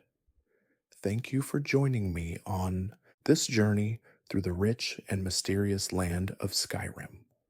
As the stories of dragons, gods, and ancient prophecies fill your mind, may your thoughts settle gently into rest, just as the heroes of Skyrim rest in Sovngarde after their long battles. Let the quiet of the night wrap around you like a soft blanket, and may your dreams be filled with the same bravery, mystery, and wonder that fills the tales of this ancient land. Good night, dear friend. May your heart find peace, and may you wake with a spirit as strong and resilient as Skyrim itself.